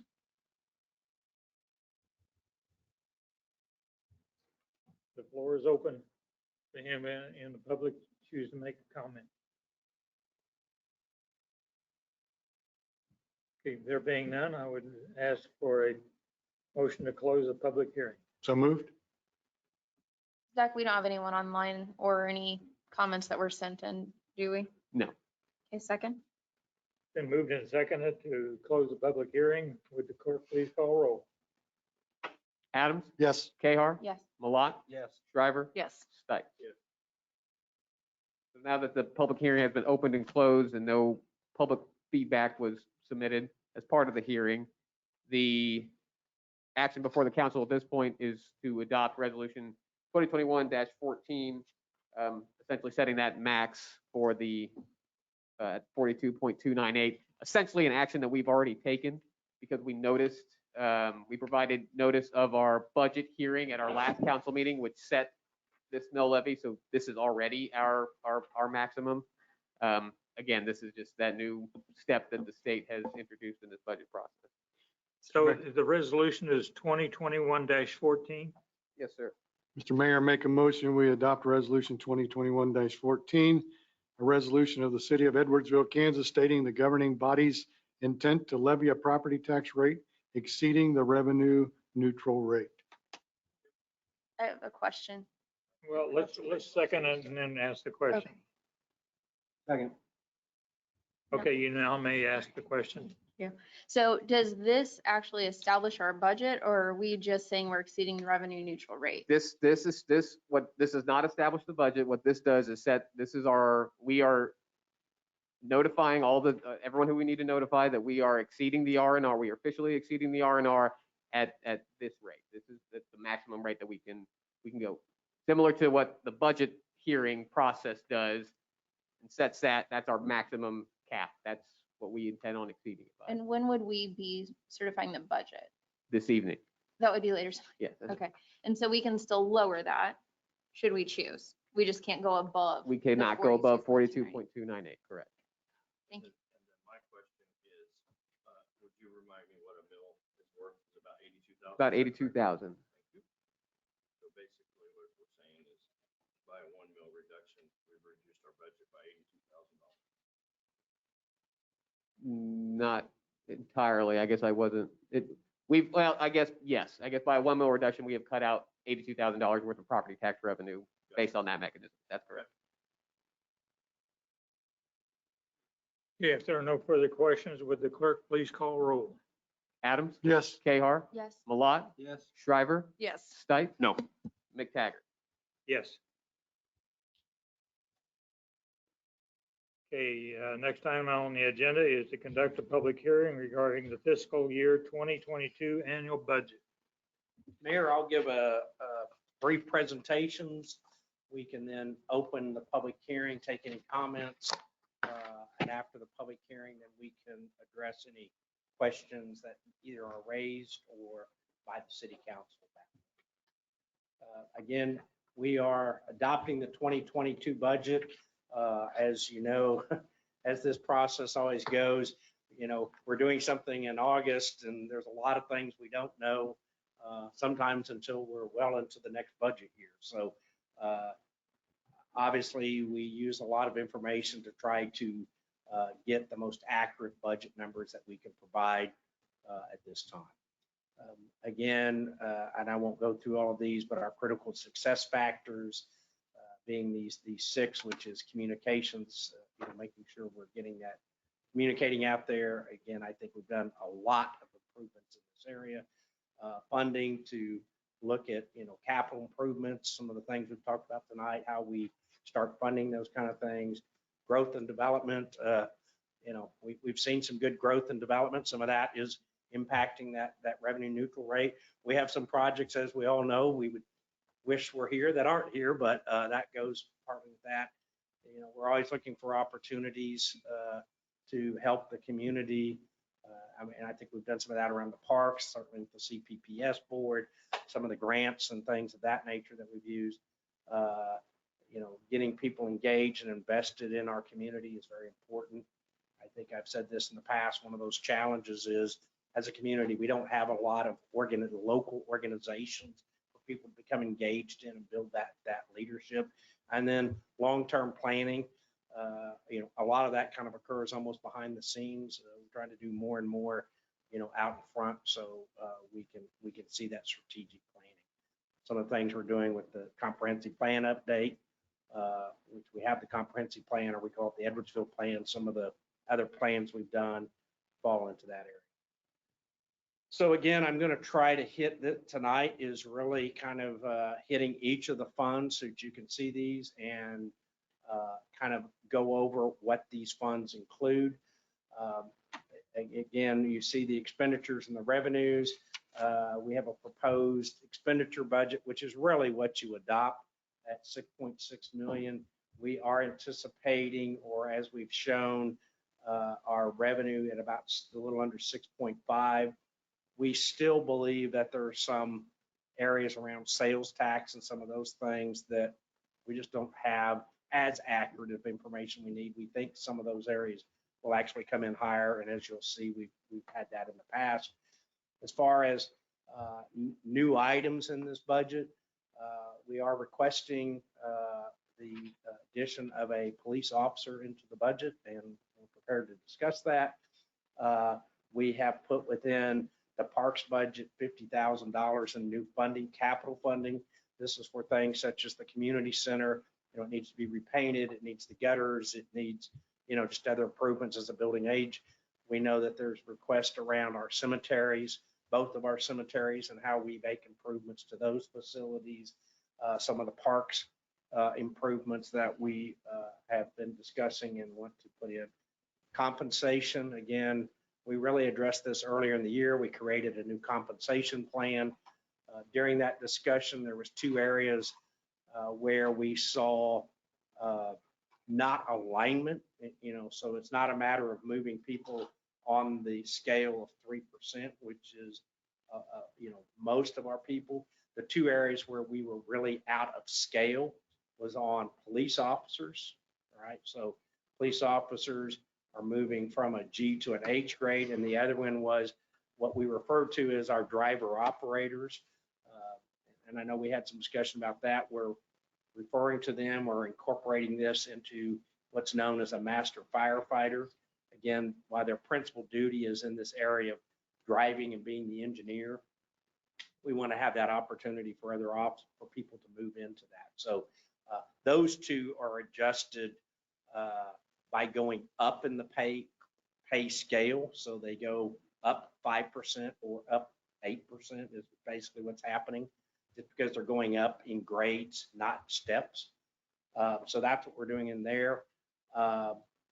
We've had discussion. One of our challenges is having our people out doing things that can be contracted. Classic example is the mowing around this site.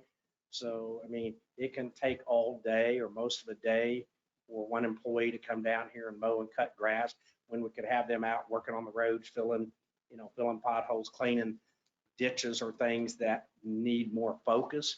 And so we put money into this budget, probably anywhere from 20 to 30,000 to do additional contract services. It's built in throughout the document. We are maintaining a reserve at 15%, almost just under $1 million, which is a very solid place. It does include a 1 mil reduction. And I know there's always kind of that play between mill reductions and cost and what's the impact of a single resident.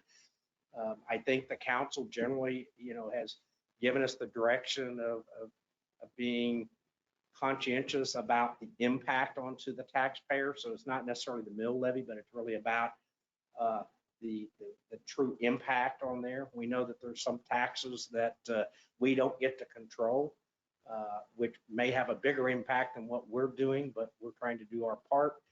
I can say, here within Wyandotte County, there's no other entity that's lowering their tax rate, and we see increases. Again, it really gets down to the service level. What your service level is really more important than per se a mill levy or a number. What kind of services do we want to make sure we have for citizens here? Obviously, services cost money. And then last, we think that our sales and use tax actually will be going up. And so it's not necessarily built in because of the way we put the budget together, how it impacts the mill levy calculations. But we do see our city use tax estimate increasing. I think it's going up about 25,000, 17, 18, a total of 2, correct? Okay, just making sure I wasn't sure if it was a typo, I was misreading. So that's the general fund. I'm going to hit the other funds. Generally speaking, the general fund is the one most people want to spend time discussing, and we're certainly happy to do that. One of the questions I think it came up was this discussion about quote deficit spending. Again, what we look at from staff is we know it's a budget. It's, there's always going to be adjustments to it. We look at how it impacts our overall mill levies. We also look at how it impacts the other funds from transfers. So as we got to looking at this, it's kind of an interesting scenario. But so in 2017, 2018, you can see the budget and the actual. So in 2017, we thought we would have a reduction of about 164,000. So that's what we approved in the 2017 budget on the general fund, 164,000 negative. We ended up the year at a plus 103. Likewise, in 18, about 118, ended up with a little over 90. In 2019 and 2020, we probably had the tightest budgets that we've had in that sense. And actually what we saw was a slight increase in our deficit spending. Now, again, we get revenues that come in that weren't anticipated, and sometimes they have association with the expenditure side, and you don't budget the revenues, you only budget the expenditures. I mean, internally for us, and that's why you get your reports every month, we look at both sides of the equation. For an adopted budget, it's how much you're spending. You're going to have $5 million in new revenue, but if you spend $1 more than what you budgeted, then that's the violation. So we look at it all, but there you go. So again, just wanted to show you that. And then in 2021, and again, you're doing these budgets early. We knew in 2021, we didn't know what was going to happen with what was going on with the COVID and all the other issues economically. But we assumed we were going to spend down about 162,000, and it's actually an estimate, but right now we're looking at a plus of about 188,000. So some changes just to give you an idea. As we move over to the debt service, as you know, our goal for this year and the debt service and really going forward is to try to hold that mill levy constant. So as we bring on new debt, and we will have new debt, we don't have a roller coaster going on with our mill levy in the debt side. Oftentimes that's what drives those discussions. Why is it up? Why is it down? Why is it up? So the more level we can keep it, the better. The biggest change here is we are not assuming any transfer from the special street fund to the debt service fund to pay for street debt. So that frees that $125,000 to do projects like we just talked about tonight. So putting real asphalt on the road instead of paying for the debt. That's happened because of two things. One, we've had some growth in value, and two, we're having our debt service level come down. We knew it was going to peak in that 21 year, and then it falls off. We know that it will come back up because we will have future debt. I mean, there's no doubt about that, but we're managing it, and that's really what's important. We will increase our fund balance for this year, but again, as we move forward, when we're looking at how much debt to issue, we may cash pay a portion of our projects utilizing our debt service, right? So we can reduce the amount we have to spend in debt by having some reserve in this account. Special sales tax, again, this was approved about 7-8 years ago. It's been an exceptional resource for this community. I mean, we've bought new fire equipment, we've improved our parks, we've been putting money into our roads. This is a significant fund. I know you all know this is one that'll be up for review and hopefully renewal, because we could not have done the things that we've done across the spectrum if this wasn't here. I mean, we either would have probably a mill levy that, I mean, you can see if you're looking at, revenues $300,000-$400,000, you're talking 3, 4, 5 mills, I mean, over every year. So this really helps us manage that. Pretty much in this particular budget, we have existing payments for fire department equipment. We have some things are going off this year, but the Quint and I think the pumper are the two things on there, and we have the new ambulance that's coming in. Again, we are putting another $100,000 in streets to go along with the 125 I talked about a minute ago. As you know, you all approved kind of the first step in the Riverview or in the Riverfront Park project. We're making some assumptions at this point, at least for budgetary purpose, that will move to phase 2 and there'll be expenses associated with that. It's not an absolute, but we're saying in this particular fund it'll happen, and we'll end the year a little less than $100,000 in reserves. Again, this is a self-funding fund, right? So when it's out of money, it's out of money. We don't use this for ongoing expenditures. In other words, we don't have salaries and things like that that continue on. We've been looking at this 10-year period. We are getting to that point where when we're looking at purchases, right? So if I'm going to purchase an ambulance and it's 5 years to pay that, we're now exceeding the time period there. It's not to say we won't pay for it there, but we need to be thinking about how this goes in the future. The special street fund, again, another self-supporting fund. This is basically your highway tax, fuel taxes, they're referred to. This money comes from the state. There's kind of a separate way that Wyandotte County's handled with the allocations, but it's set by statute. You know, as I showed you, we're not sending it to the debt service fund, so we have it available here. We are upping our other expenditures in this fund related to street maintenance and equipment. So besides the big stuff, we still have to go do the other street maintenance, right? The crack seals, the seal coats, the pothole repairs, all those things still have to get funded in addition to what we're doing. This says add 130,000 to the 21 expenditures of the asterisk, which was related to our approval tonight. The additional work, we will look at whether we take it from this fund, the bond fund, or some mix. So we have funding in both of those places available. So we don't want to tax this fund and not have it available, but we also want to make sure those bond funds we approved in 2019 can go out 3 or 4 years of projects. Sewer fund, pretty straightforward. Our biggest expense here is our contract with the unified government for the treatment side of it.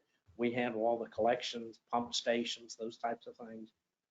One of the things we're really getting on is that some of our facilities are getting older, especially the main pump station. So we're replacing a pump every year or rebuilding it. Well, that's a $75,000 expenditure. So we're starting to rotate those, try to keep those things up. So of course, we have the pump station to the north, which we haven't really spent any money on or sent any sewer through yet. Hopefully we will in the near future. So we're looking at that going down, down the road. It has a solid fund balance. This is another one of those funds where you want to maintain a good fund balance because it doesn't take but one big issue and you can spend down this fund pretty quick. So we want to ensure that it maintains a healthy balance. Solid waste really is in and out, right? So we get charged by the company, we bill the customer. The biggest thing here that we keep reserves for or spend out of here above that is our cleanup days and some of our special type of events around that garbage that we do every year. I think those have been very well received. We know when we missed it one time, we heard about it, but we weren't prepared for the COVID in that sense. So, again, pretty self-supporting fund, pretty straightforward. I would note that on the sewer fund, we're not expecting any increase in the sewer rates, but a 2% here on the garbage rate, just to keep up with our contractual obligations. So we're not adding to it other than what our costs are going up, and 2% is pretty reasonable. These other funds, again, they're really just pretty straightforward. Eco-Devo fund, the primary revenue source for this fund is when we issue IRBs.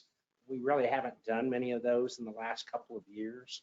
So we typically don't budget a revenue here unless we see something. We also can use the Eco Devo fund, to account for other special projects that come under Eco Devo. So it's there. Again, it's a self-supporting fund. We can't spend more than there's cash in this fund. So there is what there is, but it's hard to budget. We do have some, set expenditures, things like our participation in the chamber or participation with the Wyandotte ADC, and some of those types of costs that we do budget. Special events, that's really our Autumn Fest event. Again, it's as much of an accounting system. Most of the revenues come from sponsors and supporters. We do have a little bit in there that comes from the general fund to help support this as a community, but mostly it's funded by third parties. And the technology fund really is just to a place for paying for those large technology items. So if I buy a computer for my office, that comes out of the administrative budget. But the file servers and those large projects, we fund out of here. Two primary funding sources is a transfer from the general fund. That's the biggest one. And on each conviction on a ticket or a court case, there's a $5 technology fee that goes there. Most of our expenditures around technology have been around the courts and law enforcement, because that's really where some of the biggest expenditures are. And so we've used this quite often. Again, it's very favorable. So just, and I know some of this you've heard, but I'll just, I think one of the things we heard pretty clearly from the public, put more money into our roads and our infrastructure. I would say we have been spending money on our roads. It's not that we didn't spend anything, but we mainly were focused around large capital projects where we had cost sharing through the STP or the feds. But we did a lot of mill and overlays in prior years, the Edge Hills, the Williamson Farms, Castle Lakes.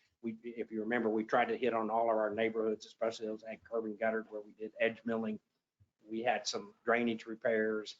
Edge Hill was the one, Williamson's Farm. So there's been money spent, but it may not have been as visible as you're going to see like 102nd Street and those. The adjustments with pay, again, I think we've discussed that. Again, we have actually two staffing recommendations, the one full-time position in the police department and a part-time admin predominantly for the court. I think we've shown you, it's a very busy place and it's definitely needed. Capital improvements, again, just to summarize those, it's mainly around our facilities that get a lot of use. And so it's not to build anything new as much as it is to rehab and maintain existing. And again, we're doing all this with a proposed mill levy reduction. So hopefully we've got a hit on the big high points. And Mayor, I would probably entertain, and I know we have to do this every time because when you get the state form, you're always looking and going, well, these numbers don't match up. So what you have when the state looks at it, they assume your cash, so your beginning cash, you're going to spend it. So it becomes part of the budget. Then you have other receipts that's anything other than property tax, then your property tax, and it says, here's your total resources. We look at it, and when we come to you, we say, but we're really setting a budget at the $6.6 million level. We're leaving $1 million in reserve in the bank. And there's always a little difference in that, what's called the cash reserve. So we budget the cash reserve actually on the state budget, but they don't let you budget very much to where you get the same budget authority as your total resources. So when you see, numbers in here and you see 7,653,716, and I'm telling you the budget's 6,600,000, that's how those two numbers are calculated. So again, state assumes every dollar you're getting in, is a dollar available for spending, and that's what you're authorizing. But that's not what we do in effect when we adopt our budget, and you see that every month. So those numbers will never match. I wish there was and I know several of y'all heard me say this, I would change the budget system in Kansas if I had the magic wand, and I think it would be easier, more effective, and better for the public and transparency, but I don't serve in that capacity. So where we're at this point, Mayor, I think is we can open up the public hearing, we can take any comments, and then close the public hearings. I do know that Ms. Henry spoke earlier, so she probably made her comments, but certainly is free to make comments here into the public hearing process. After we close the public hearing, then we'll be prepared to answer the council's questions and go into any other details that may be necessary. So we'll need a motion and second to open, and then once you have it, a motion and second to close. And at the end of the night, we will have a certificate of approval for the budget for consideration. Mr. Mayor, make a motion, we move into a public hearing regarding the fiscal year 2022 annual budget. Second. It has been moved and second to open a public hearing regarding the fiscal year 2022 annual budget. So we are now open for comments. I got to call roll. Oh, I'm sorry. Call roll, please. Adams? Yes. Cahar? Yes. Malat? Yes. Shriver? Yes. Stipe? Yes. Now you're available for comments.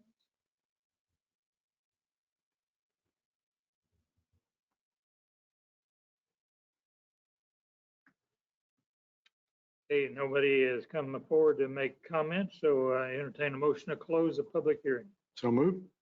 Second. Been moved and second to close public hearing. Would the clerk please call roll? Adams? Yes. Cahar? Yes. Malat? Yes. Shriver? Yes. Stipe? Yes.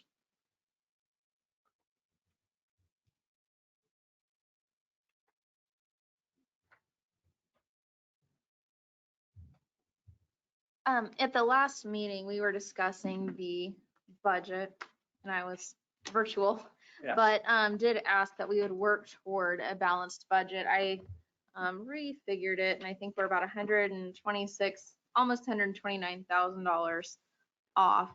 And just typically, I feel it's better to budget not going in the hole, especially with property values rising. Our revenue is going up. It's not like we're going down in revenue. So I didn't know if we had any progress in working toward a balanced budget over the last 2 weeks. Well, we have,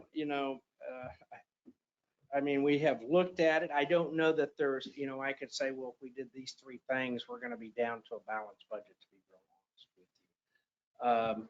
I mean, there are some things we could cut, but I'm not, but at the end of the day, I mean, cutting 10 or 20,000 out of street maintenance doesn't make sense. Or, personally, I don't think either one of the staff positions should be cut. I think there's plenty of support of why we need those.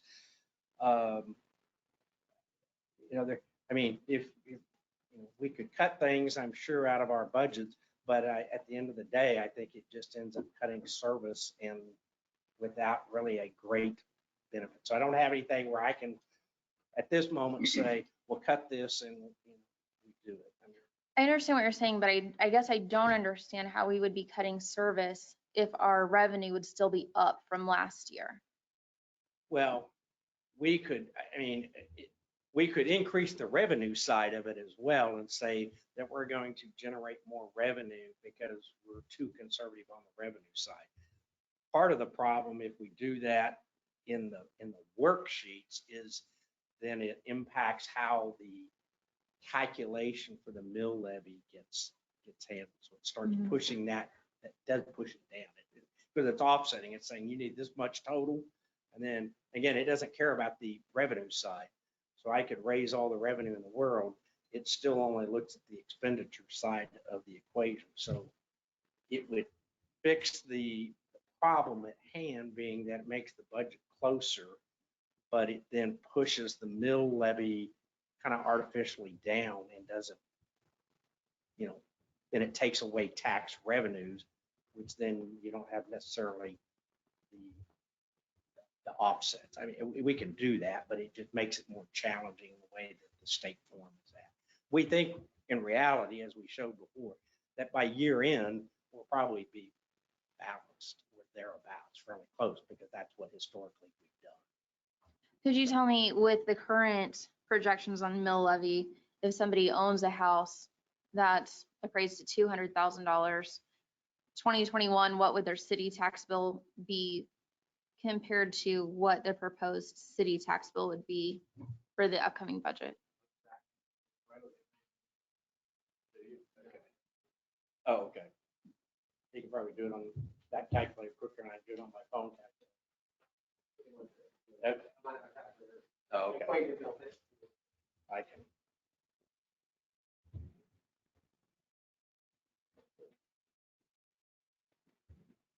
I may be able to do it quicker than he does. So again, just go through the process. A $200,000 house. So that's appraised. The assessed is at 11.5%, which then goes to 23,000. You divide that by 1,000 because mills are expressed in per thousands, which gives you an answer of 23. And we were at 43,298 in this current year. Yes, for the city. So if my math is right, that is for the year about 995.85. And if I do the same thing, hold on. 200,000, we'll take it from 0.115, then 23, and divide by 1,000, get you 23, and take that times 42.298, you go down to 972.85. So a reduction of $23.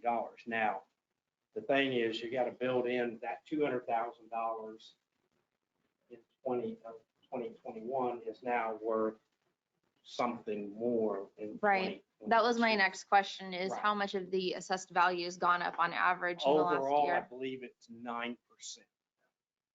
9%. So if we add the 9%, how much does that negate our mill levy drop? Hold on. So it'd be about 220,000 then, wouldn't it? It'd be 218, correct?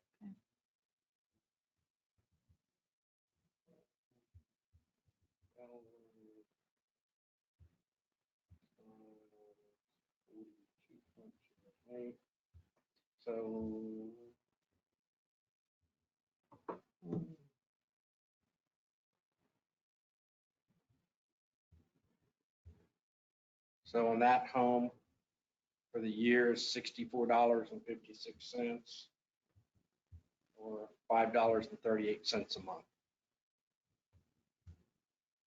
Say that again, I'm sorry. So for the year, so if I take the $200,000 house, it's increased 9% for 2022. I adjust the tax rates. So the increased tax, city tax, is $64.56, which over 12 months is $5.38 a month. As I would say about a Starbucks coffee. Per month. But that's with a mill reduction, and we're still, Right, they're spending $65 more a year. correct.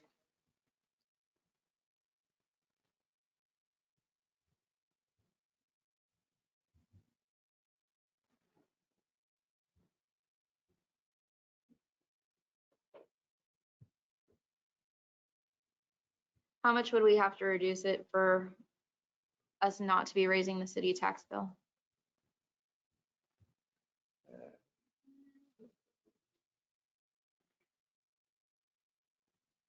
Probably, and I'm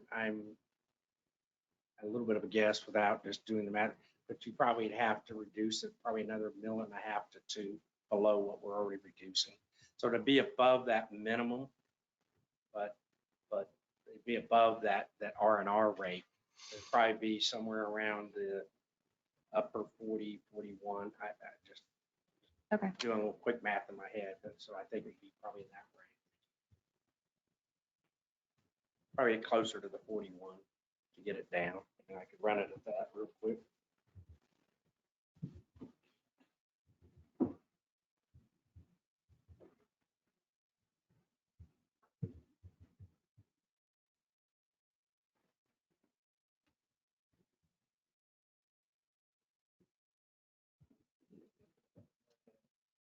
At 41, you would have a slight increase. So $32 for the year, or $2.66, $2.67 a month. I'm not serious. So that cut it in if half. you were at 41, Okay. you would be about $2.67 per month. 267 per month, so that's still going up. So it'd have to be under 41 to keep it level. Yeah. Relative to property tax, yes.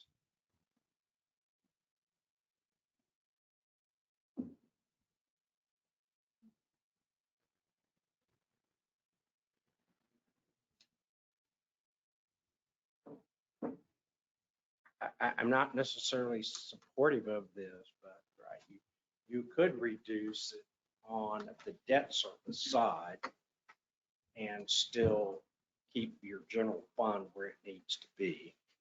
Again, it goes away from the concept of trying to hold that level, but as you saw, we have some room there. So you could take that, you could take a mill out of debt service. That's my choices. I would recommend it there than I would for the general fund. Okay. And the general fund increases, that was the police position, the office position, Right. $50,000 in public facilities, and the compensation adjustments. Correct. Those are the large items. Everything else are, a couple thousand here or there. I mean, overall, percentage wise, I mean, your police, fire, and public works are in, average around a 5% increase, and that's your three big areas. I mean, those are your three big areas. So, and again, there's some things, I mean, we know workers' comp went up, across the board, but it's history, right? We assume benefits, right? We make some assumption on benefits that our benefit costs are going to go up 6%. Now, this year was the first year, normally we under budget that. This year it came in about 3.2. I think it was 3.5, which is when I say this year, our plan year starts in July through June. So we know what it's going to be the first 6 months, the next 6 months. So when we budget, we know what it is the first 6, the next 6, we assume an adjustment. That adjustment was, we're using, I think, 6% for that future adjustment. And there's some of these kind of things, again, and this is why the budget oftentimes comes in a little bit different. We assume every position in the city will be funded fully for the year. And when we don't know, when we have a vacancy, we assume that they're going to take the most expensive insurance program because we don't know. So we assume they're going to come in and want family coverage. And sometimes that's exactly what happens. And sometimes they're a single person and they come in at a different thing. We assume kind of worst case scenarios in those areas.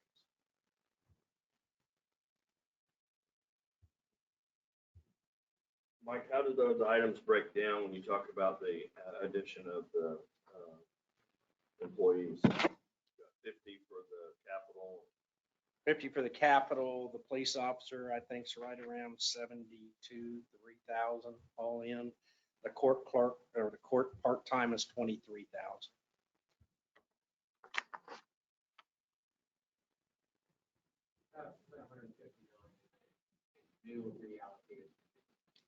Right. And then how much were the compensation adjustments approximately? Or do we know that? I don't know that I have a good number to give that I would stand here and give you absolutes on. Overall, the compensation or the benefit, our total pay side is around a 5% total adjustment across the board, right? There's some people that are more, some are, but fundamentally, when you add in, right, so when I add 3% to pay, there's offsetting cost of, retirements, and then, some things are, Social Security, all those things are tied back to those percentage, to the pay increase. So roughly, correct me if I'm wrong, most of our pay and benefit piece of the budget is around 5% there. And so that's what I'm saying. In many cases, departments are actually, even though they're putting more into the pay and benefit side, their total budget's not increasing by 5%. It's increasing less than 5%. I mean, and percentages tell you a certain amount, but not a lot. I mean, parks is up 25%, but that's because we put $50,000 into the parks. So yeah, it looks like a big increase. You can take the $50,000 out and they'll be, probably flat or maybe a negative, kind of like the community center. I mean, it's down 15%, but it's only $838. So percentages, as you get bigger, I mean, your bigger departments, police, fire, public works, admin, it probably is more realistic on those numbers. I mean, when you say fire's up 4.2%, that's probably a pretty solid number because there's enough people there, enough history there, et cetera. So when you're changing numbers, how percentages work. I mean, when you got a big number, another number is the difference. But when you take $100 and $200, it's like a great big increase. Most people say, oh, it's $100. I'm not worried about it. Right. If I came in and asked for a 100% increase in police and fire, you would clearly know. You would send me packing, I'm sure. Based on the history of the last 14 years or 15 years, whatever it is, the staff has a great history of ending up with a surplus at the end of the year. I think if we look back on the 14 years, it would be the majority of the years we ended up with a surplus over what we were anticipating because we have excellent budgeters and we have good department management.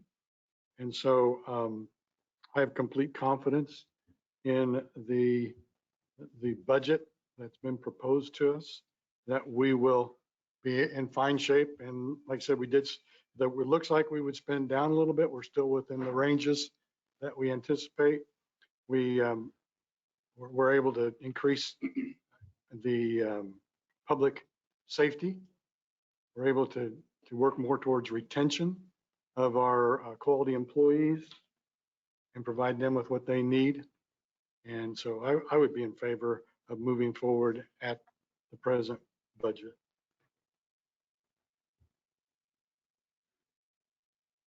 Like one of the things that was brought up earlier in the public comment portion was regarding, and I've had multiple people reach out to me regarding the addition of the police officer, well, both positions really, the court clerk or whatever you want to call it, and the police officer position. One of the things that was mentioned was the ability to handle that in-house or adjust current staffing to make that work. Has that been a discussion or? Yes, I think I'll turn it. So Chief Mathies, and he spent some time with me, has a short kind of presentation that shows. So this is probably not the year per se, the year to use as the standard. So if we go back into 2020, where we had pretty much full staffing, you can see the impact of what happens without that staff. And it really gets down to what percentage of times do we have one person scheduled. So when there's one person scheduled, you got, right, 2's the minimum. But when you got 2 and somebody calls in sick, I still have to address that. So I think the chief has done a good job of putting a staffing presentation. And I'm going to turn it over to him to go through it because he's much better at that than I.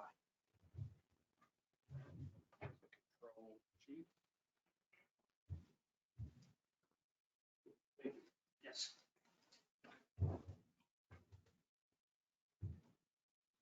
This is the first time that we've had the opportunity to present in over 10 years about adding staff. And when we added staff over 10 years ago, the federal government funded those. The only two in the state happened right here in Edwardsville. Mr. Adams may remember that. We had a SAFER grant for the fire department, and then we had a police grant for hiring police officers, one at the time. That data, a little different on the fire side, but the same data historically was used to present for that COPS office grant for the police officer position. And the request should have been 3 and not 1. And history, there's a lot of history that goes back about the time Mr. Adams came on council, and Mike Webb came on board as well. The police department was fairly decimated in their personnel. I think when I walked through the door in 2007, late 2007, the previous staffing was over 20, and I was the 13th person to report in a uniform. So we've been doing, I think somebody mentioned in the audience, being creative. That's all we've been. We've been really creative, and we've managed, supervised, and led all of these years. And every year we do a distribution of personnel and allocation of personnel as part of our budgeting process. And so you haven't heard me speak up here because there's a budget process. And so I put a budget together and I give it to Mr. Webb, and Mr. Webb decides what the priorities are. But the discussion is always the same. It is a balance of cost and worth, right? The reason I'm here today is because we know what the cost is, but the worth, what's it worth, has risen, okay? So what we're doing today is I want to demonstrate to you there's going to be something sparkly happening. The lights are going to be bright here in just a minute because it's a dang miracle that's going to happen. I'm going to show you on paper what that looks like, and then we'll walk through this. I know Mrs. Kahar and I had some time to go over that distribution report, the allocation report, pretty extensively. We're not doing that, so take a deep breath, because I know it was a fairly challenging day. But I appreciate the time and having an audience to kind of share that with. But again, this is not the first time. This data is driven and derived every year. It's just the first time in quite a few years, again, that I've had the opportunity to even present or talk about, discuss, again, adding personnel to the police department. And there's a need. This isn't just someone. We just don't want to empire build. It's none of that kind of stuff. We're here because we've reached a point where being creative no longer works. There's no internal solutions. It's because we're busy. There's the volume of calls, the type of calls, and quite frankly, Wyandotte County is a high crime area. That's statistically proven, and we're a part of that. And so we're no exception. And we try to do the best we can with what we have. But this is a lot about our people. What we're going to find at the end of this presentation is the human piece of this. And I really want to drive that home, because again, if you remember, we had a area of not complaints, but concerns from our officers, and compensation was one of them. And that would help with the retention and the recruitment. The second one was facilities, but as important as those other two was the schedule. And that's really what we're going to focus on now, how that demonstrates, how it looks and presents statistically in the presentation. However, there's a human piece to this where people want to be consistent and have their days off and understand that today's Wednesday, hopefully by next Sunday, I don't have to come to a third shift when I'm working the first shift on a sudden whim. And that's what's been happening to us. To include, it got so it's so historic, it's so routine that we've had people just say, I just can't deal with that because my family doesn't support it. I can't have a family life and those sorts of things. So that's the human piece of this. So if we can, make the sparkle happen. Or is it me? Oh, I get to do it. All right. Which one do I push here? Forward. All right, excellent. So here's the sparkle. What you're looking at is our actual schedule. You look at the, well, I'd say the blue line, but July 20, this is an actual schedule that goes into August. And what you're looking at is first, second, and third shift.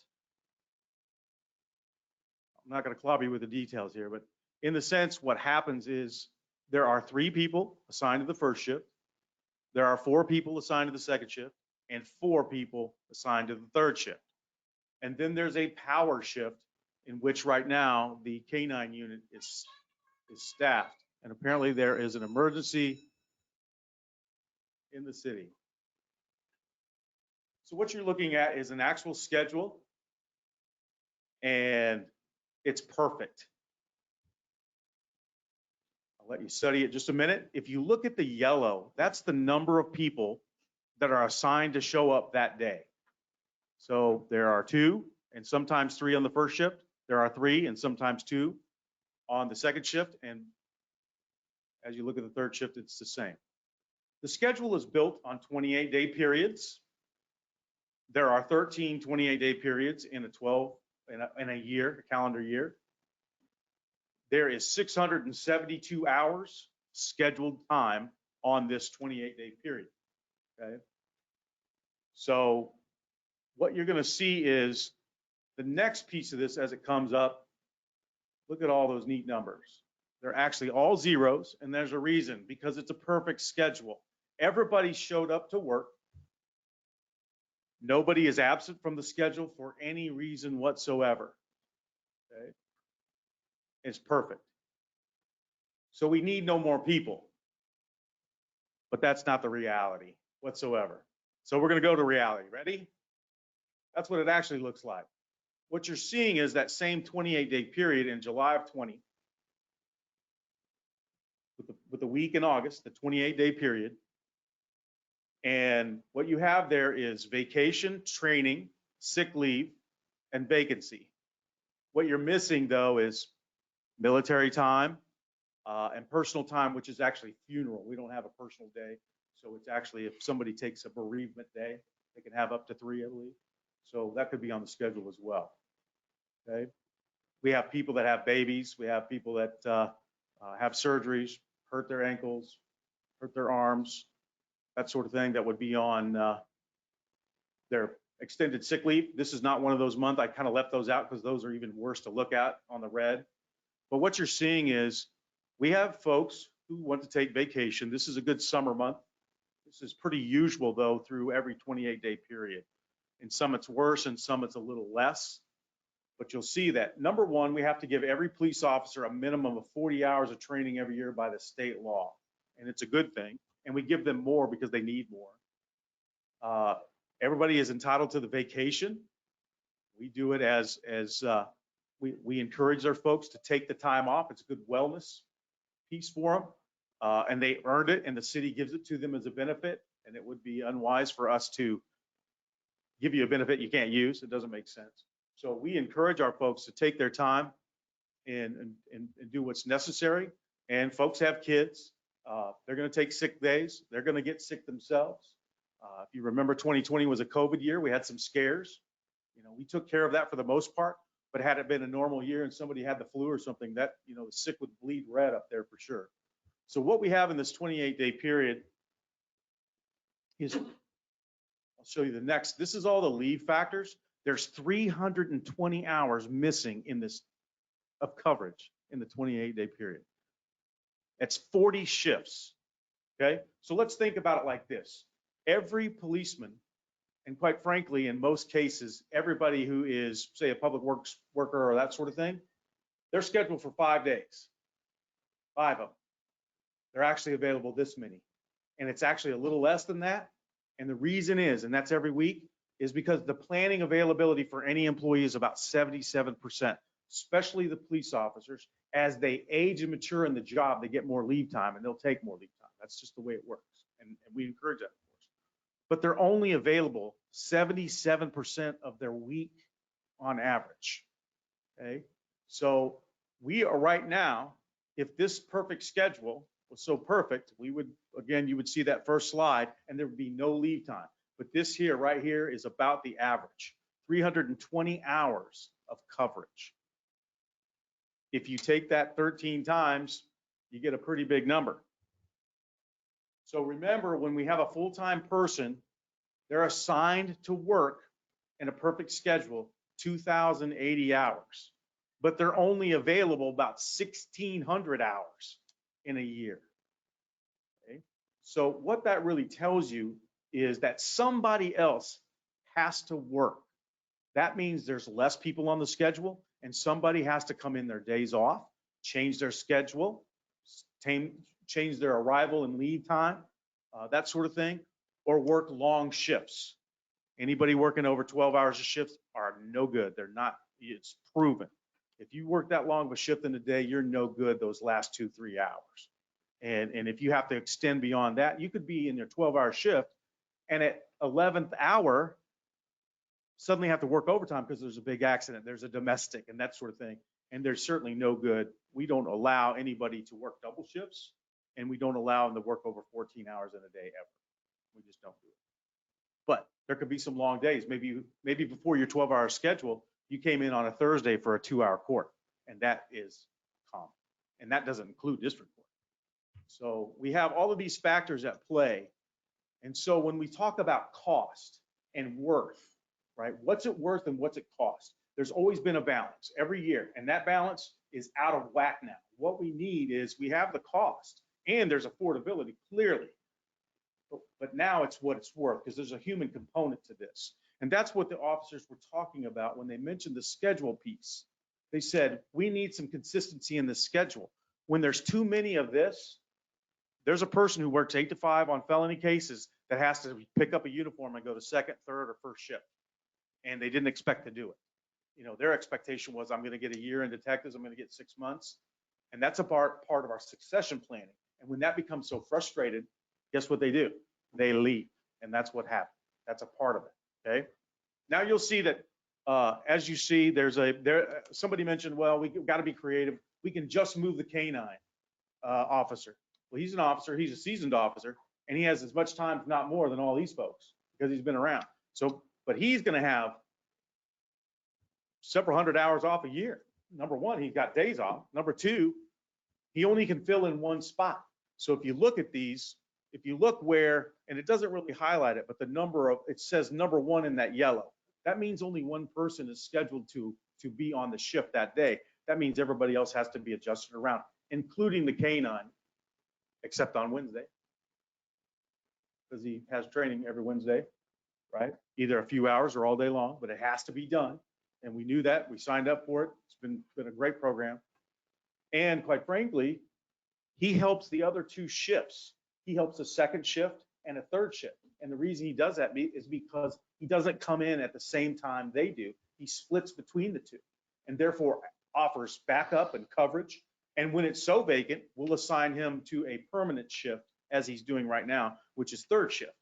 But what happens there, it's not the efficient and effective use of that K-9 unit because he's stuck on one shift and he can't help the other shifts for coverage as well as different times that you can deploy the K-9 unit. Okay, so he's more available.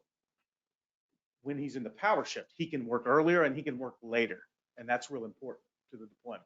Okay, any questions on that? If there's a lot of red, you have a question? I have a question. Please, go ahead. So if the K-9 unit is there on the power shift, I guess most of the ones are in first shift, but wouldn't that one change to a 2 if he's there on a day that somebody else is gone? Does that make sense? Yeah, and again, let's recall, he's available 77% of the time and it doesn't include his training.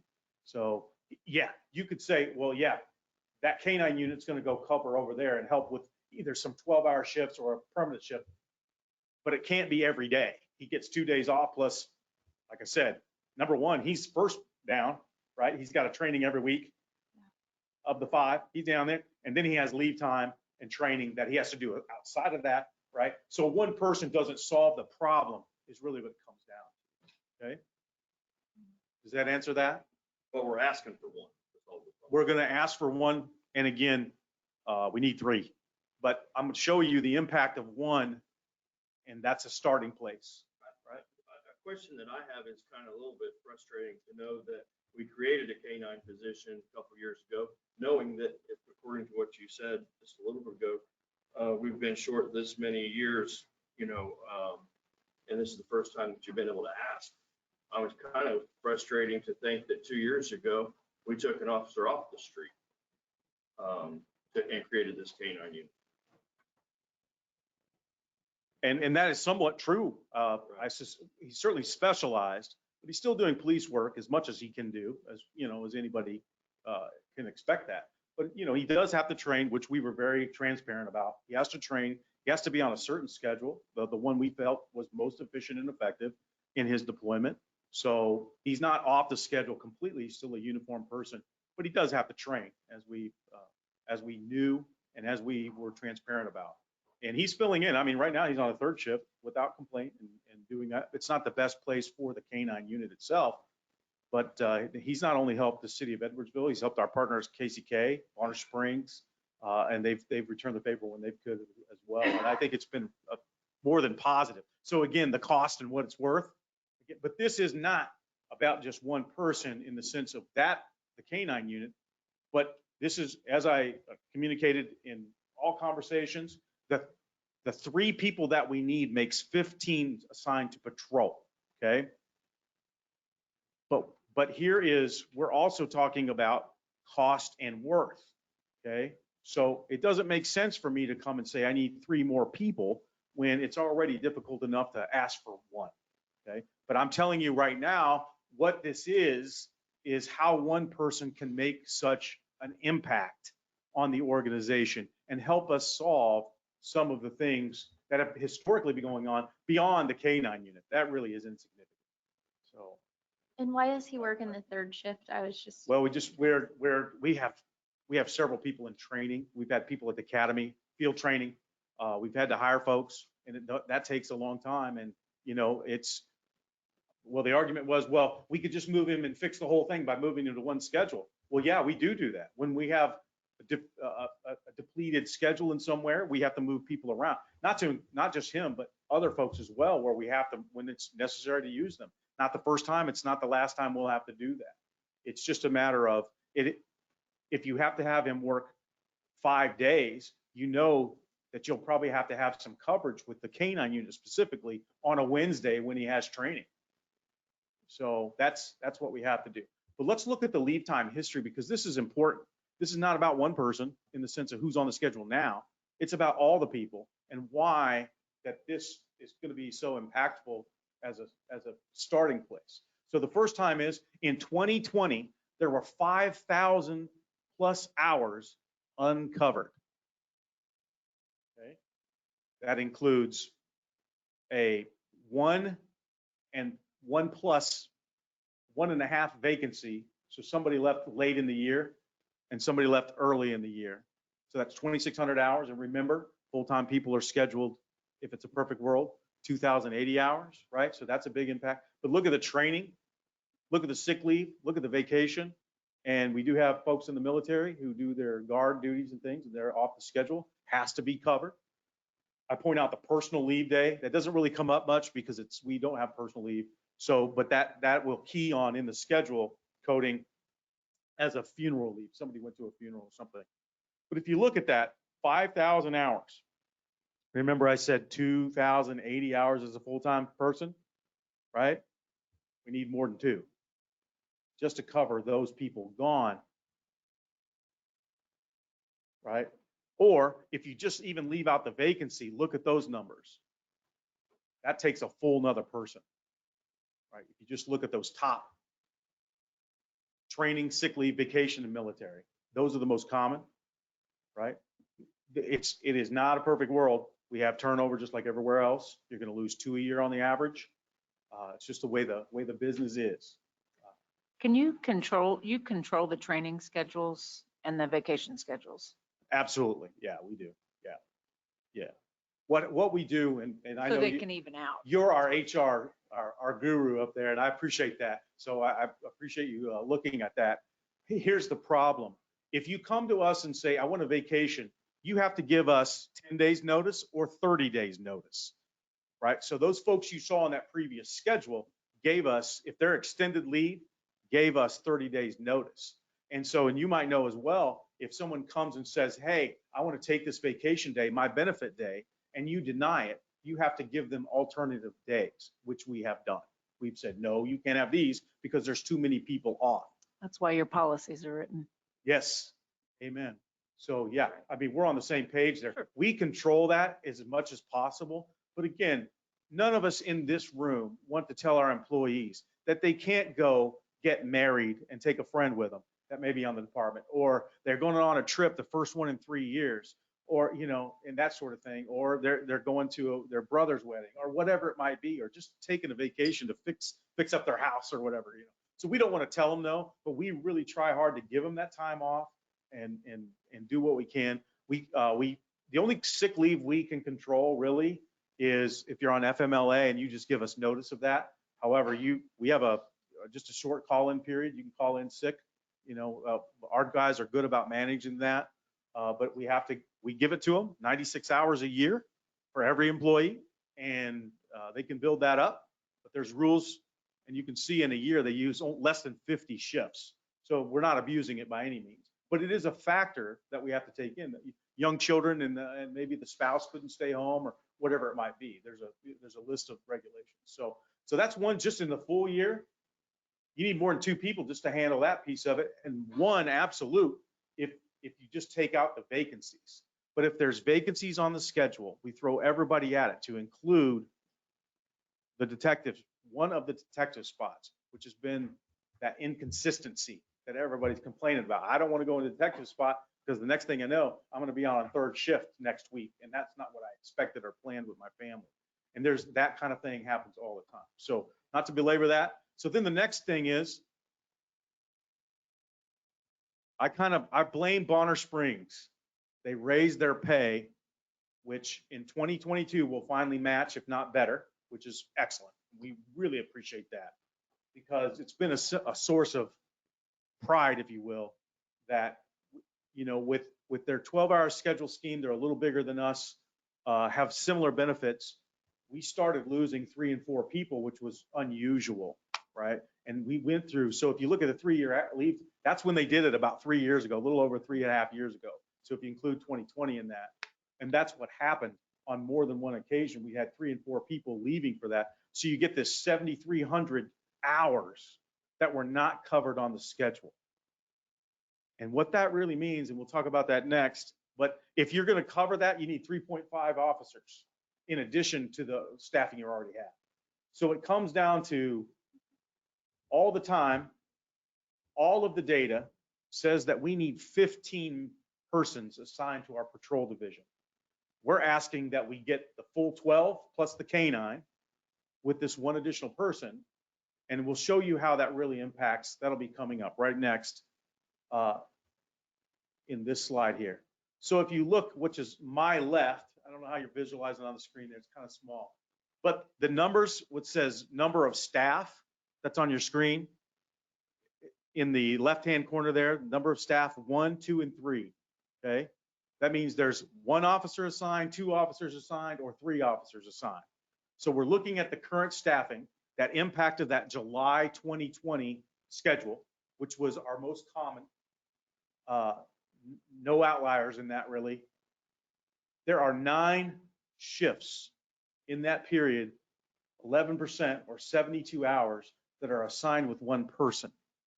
And so what that requires you to do is somebody's going to have to come in early or stay late and cover. They're going to work long shifts, or your day off just got canceled, one of your 2. And again, remember those guys came in, they said, these are our priorities. This schedule has to be consistent. We have to do something about it. It's about morale. It's about retention, opportunities to recruit. So then you look at our minimum staffing level is 2. It's been that way for 14 years. It is too low. And we've made that argument for 14 years. And this is the first time you're hearing me say it here because it doesn't really get to this point, which is okay. We got to balance what it's worth and what it's cost. But we're at that point where we're breaking, it's a breaking point. So if you look at the number of 2 people, when you arrest a domestic, you must take them to the county jail. In most cases, unless it's closed for COVID, that leaves 1 person in the city, 9 square miles, 97,000 cars a day with a crime rate of about 46 per 1,000. That's only 1 person policing up your town. And that is not right. I've never supported that. I've done all kinds of creative things to shore up that schedule, to avoid those kinds of things, but it's impossible without spending a whole lot of overtime money and wearing out our people. And we have done that, and they were not happy about it. Even though they made lots more money than they would have, the number of hours you have to work is just too many to help fix that. So then you move to 3. 3 is our ultimate. And that's why you have to have, if you really want to do it right, you have to have 15 people assigned to patrol. That's because you have these 77% planning rate, right? I don't mean to hit you with a fire hose here, but because of how much leave they have, how much planning availability we have, and all those factors, you need 15 just so you have 3 every day, all day long. Okay, so that's just the statistics piece of it, right? So now let's add one person, the person you're going to add for us that we absolutely need and that we can't afford. Impact of adding one officer. The same schedule, if we had one more body available to the patrol, we reduce the number of one-man shifts, nearly eliminating, because that's the priority. We don't want any of those, 0. We increase the number of, well, the number of two-man shifts actually goes down because we actually increase the number of 3-man shifts, which is absolutely the priority. It's the safest, most efficient way to do business. You have a supervisor and 2 officers, so that when one person is under arrest and at the county jail, you have 2 more people that can back each other up and take care of business here in town. That's been the priority forever. So by adding one person, look what we did. That same schedule, if that person was on that schedule, we're at 49%, up from 32%. Our 3-man shifts substantially increased, and that's the goal. You try to eliminate the ones and increase the 3s. It's just that simple.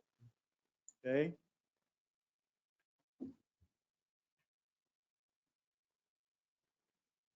So this is really the human piece of it. And I just kind of, this was more talking out loud, but vigilance, fatigue. If you're on the lookout for bad guys 8 hours a day in a hot day, it's 107 degrees, you've had an accident investigation on the interstate, you're in your 8th hour, right? You're fatigued. It doesn't matter. You're wearing that vest, you're wearing all that gear. You got people who don't like you, they're cussing at you. It's a daily grind. And then what happens is maybe you have to do it. It's not an 8-hour day, it's a 12-hour day. Just because we don't have the people to help you out. So what this does is lessens that vigilance fatigue. You can go home at 8 hours on most days. The workload is spread out, and the extra shifts are taken by more than one person, not you. Maybe it's shared. Other people have opportunities to either be forced in, so we have a force in for overtime sometimes, or some people to volunteer besides you and one other guy, right? So you add that.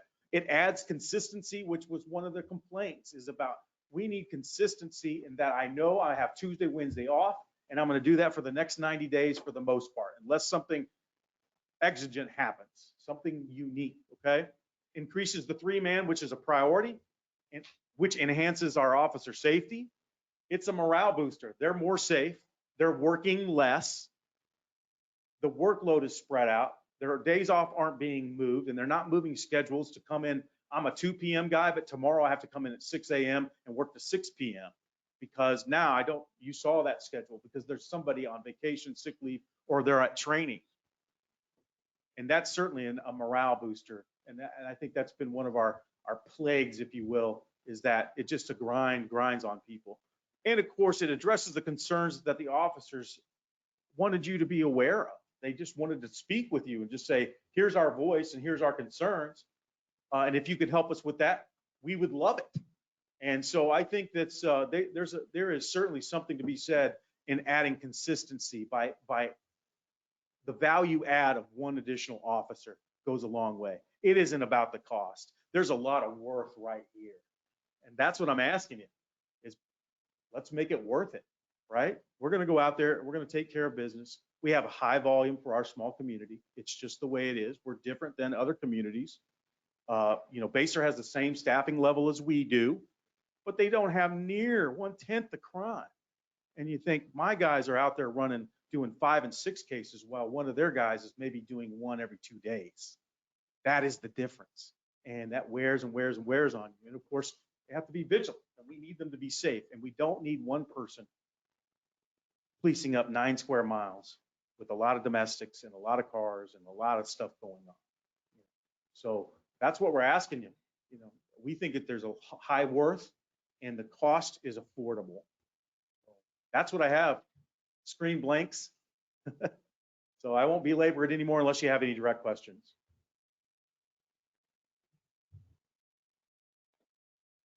Thank you, Chief. Thank you. And I would add one last thing and this is true of public safety in general.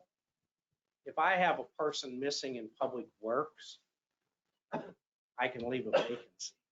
But I can't leave a vacancy when it comes to police and fire. I mean, you can't have zero. You can't be down that one. So, I mean, I think one of the differences in public safety is, when you say minimum staffing, you mean minimum. Quite honestly, if nobody showed up for public works for one day, nobody would probably notice.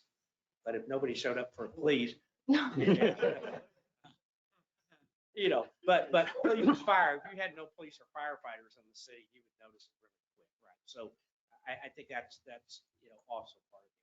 I have a question, Mike. So, and tell me if I'm wrong, but it seemed like I remember when we first were presented with this, that it was to create a detective position. And now it seems like it is totally pivoted to a person that's going to be on the street, a patrolman. So which is it? Well, what's happening is that we have to take people out of detectives, sometimes nobody in detectives, Okay. because they're working the street filling this hole. Okay. And so, yes, it's a person, the position is a police officer. It then keeps the detectives in the detective areas taking care of all the, 39 cases per detective every single day. So, I mean, they're there to be working on the solving of the crime, but they have to go, as they got to go down to the courthouse. They got to go interview subjects. They're out and about, but not necessarily Right. in the city. So that question was, it was presented that we are creating a second detective spot. That's what was said to us. I don't think it may be mistaken if it was presented that way. But essentially is we would have these bodies, there's two bodies assigned to our detective division. We have detectives, if you will, but they're police officers assigned in there typically. Or it could be a sergeant. We've had a sergeant there a long time. Brad Todd, who was recently promoted to lieutenant, was a detective for quite a long time. And before that, Jeff Short, the captain, excellent investigator. So we have two of these guys. And our recent ones, one was named Dave Parent and one was named Alex Boyd. Those body commanded officers take on these criminal cases. And so what was happening is, as the shift people, the patrol officers were vacated, we'd have to take one of them out. And that was so routine, it got frustrating. They said, well, I need a consistent schedule. I got family, I got time that I want to spend. And that not only just those two, but it goes historically. We've had a number of people, John Colum, for example, who's the SRO over at Bonner Springs, was in that position. And every few days seemed to have to go back out to patrol. So we're not creating detective positions. We already have those assignments. We just need them to be consistent. So if you plug this person in, this person can stay there on a more frequent basis. It adds consistency to the schedule. So if it was spun in some different way, that was never the intention. We're going to hire police officers and we're going to assign them where we need them. But having this many on patrol is the solution immediate to solving the inconsistency and the rescheduling all the time of the detective. So the new person would be a patrol officer, not a detective. Correct. And how many people do we have that are not patrol officers? Like when you're talking about lieutenants and captains and those positions, like how many do we have overall in the police department and how many are patrol? Let's see, we have 18 sworn, but one of those is our part-time security guy. So, but he's a sworn officer. So there's 17.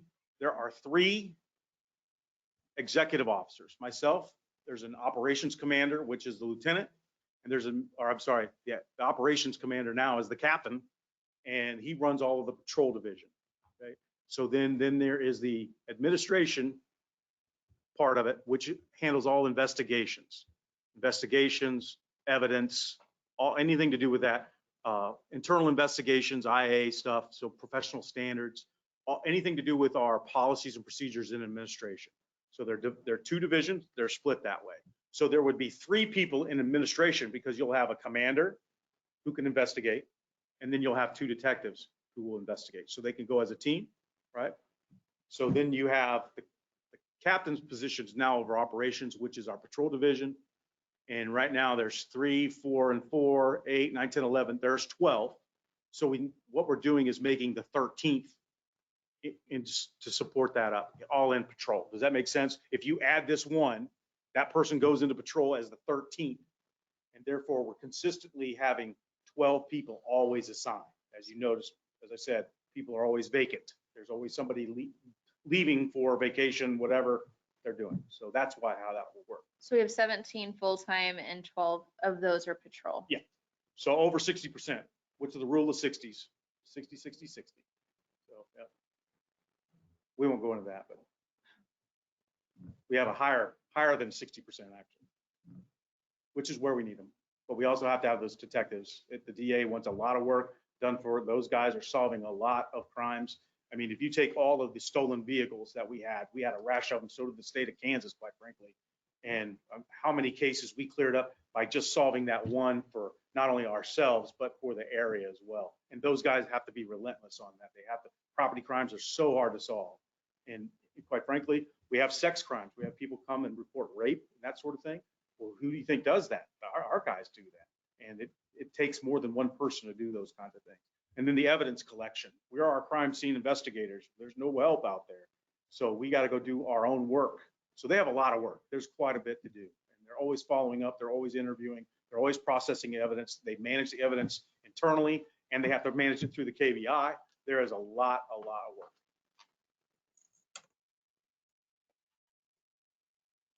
Okay, Mike. Well, Mayor, hopefully we've provided, sufficient information on the budget tonight. Again, if I can just go back right there. So again, technically you have the certificate page in front of you that outlines the general fund, the debt service fund, and all funds that are required to be budgeted. Not every fund that we have, like capital project funds and bond funds, you don't have to do. So what you would be approving, if you chose to approve that tonight, would basically be approving the certificate of budget. As you see, the total budget authority is $10,783,505 with ad valorem tax amount of $3,507,834. The final mill levy will be set again by the county based on this number. So if there's any adjustments in the values up or down, then they adjust the mill levy such that it generates that amount of money. Our general fund, again, from the state standpoint, is $7,653,716. What you see in your budget reports that you get every month, and will start in January for 2022, is $6,613,350. That's what we budget. That's the authority the departments have to spend. That's how much money. They don't have the authority to spend the $996,666. If we, for some reason, have to, there's always a little bit of that. But I mean, if we go beyond our budget authority, that's why we come back to you for those budget amendments, which we'll be doing here in a couple of months. We generally do not have to adjust the general fund. It's generally the other fund because something has happened, especially like the sewer fund or parks or something like that. That is what's before you, Mayor. I would again state that this requires the entire governing body to vote on this item. Thank you. Okay, so the next item will be to consider certifying the fiscal year 2022 annual budget. Well, we've already had a lot of discussion, so I think we're open for a motion. Mr. Mayor, make a motion that we adopt the certificate of budget for budget authority for expenses of $10,783,505 with an ad valorem tax of $3,507,834. Let me repeat that, $3,507,834. Second. Okay, it's been moved and seconded to approve the budget that is presented. Would the clerk please call roll? Adams, Yes. Cahar, No. Malat, Yes. Shriver, No. Stites. Do I have, Oh, I'm sorry, yes. I Mr. Mayor. vote yes.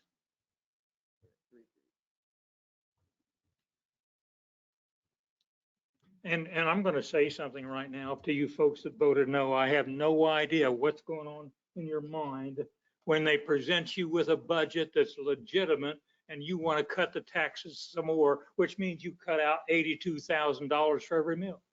What are you going to do to make that up?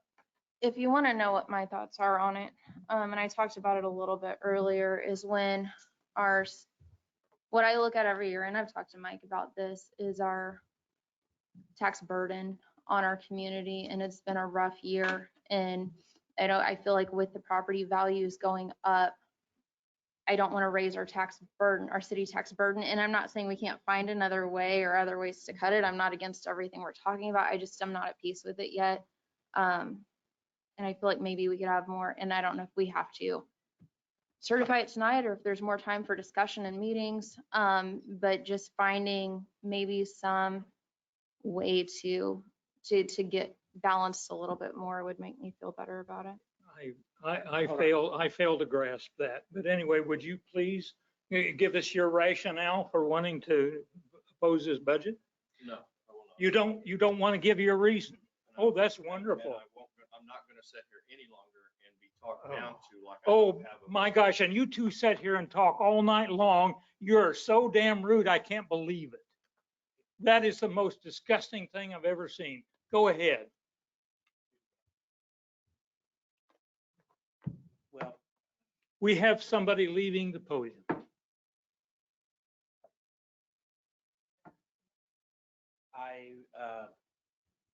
so we're verifying right now, just verifying what date we have to adopt a budget by. So we're doing that right now. I would say, I mean, for me, for being able to come back to you with whatever budget, I think what would be, I mean, and I don't want to place words in your mouth, Ms. Cahar. I mean, if I'm understanding part of the concern isn't necessarily the budget dollar amount here, but it's the tax amount. Is that fair? I mean, so if the option was, and I'm just, again, reducing that mill further,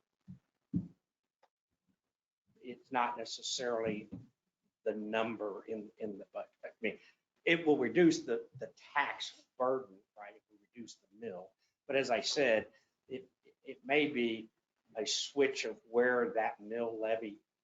So if I say I take another mill out of it, where can I take the mill out of it? Well, if I can take it out of debt service, it won't impact the general fund. If I try to take it all out of the general fund, then it's going to have an impact on real dollars and services. So I'm trying to make sure I understand so we can come back to you and say, okay, here's, we're trying to respond. So I guess anything. I would just like some options there and what we can do to get closer to that so that our city tax bill isn't increasing. And I'm hoping eventually we can, I mean, I know we've got a lot of other taxing entities that are really heavy on our citizens and we can't do a thing about it. And that really puts us in a bind. But after the last year, I was just hoping to not make that burden higher. So I don't know necessarily if that's the place to take it from. That's why I was wondering if we have to certify it tonight or if we have time to maybe talk about how do we get that. I believe by adopting the by going through the public hearing, the R&R, it changes the adoption date. Is that correct? So the latest, now some of this I would just need to look at because it's all new state law as it relates to notice of the actual budget hearing, which would certify the budget, because we've already done that. Now, Michael's right that because we went through the R&R process, that technically pushes back our deadline to September 20th, which means we would have to, I believe, and again, I would need to parse through this, but I believe that we would need to notice it at the September 3rd. Hold on. Yeah, and So, okay, that's right. We've already had the public hearing. September 20th is that deadline with the new R&R. So I'm not exactly sure on the mechanism as far as taking into account all the actions that we've already done this evening, but that's because we've gone through that R&R process to exceed that. September 20th would be that end date. The frustrating part is there's been no proposals for how to reduce from council members that are opposed. There's no suggestions. And so that's the frustrating part of the whole evening of conversation is if there's objections, put something on the table. Take it out of the road fund. That seems to be the most obvious place.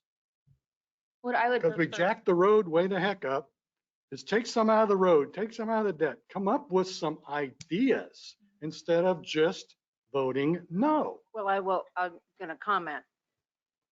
Rule of thumb in any organization, try whatever you can before adding employee. Where there's a will, there's a way. To reduce is the worst road to go. So before you add on, have you depleted all the options, so to speak? So using Peter, using the sheriff's department. I don't know. I know we've talked about that. I know I've suggested that.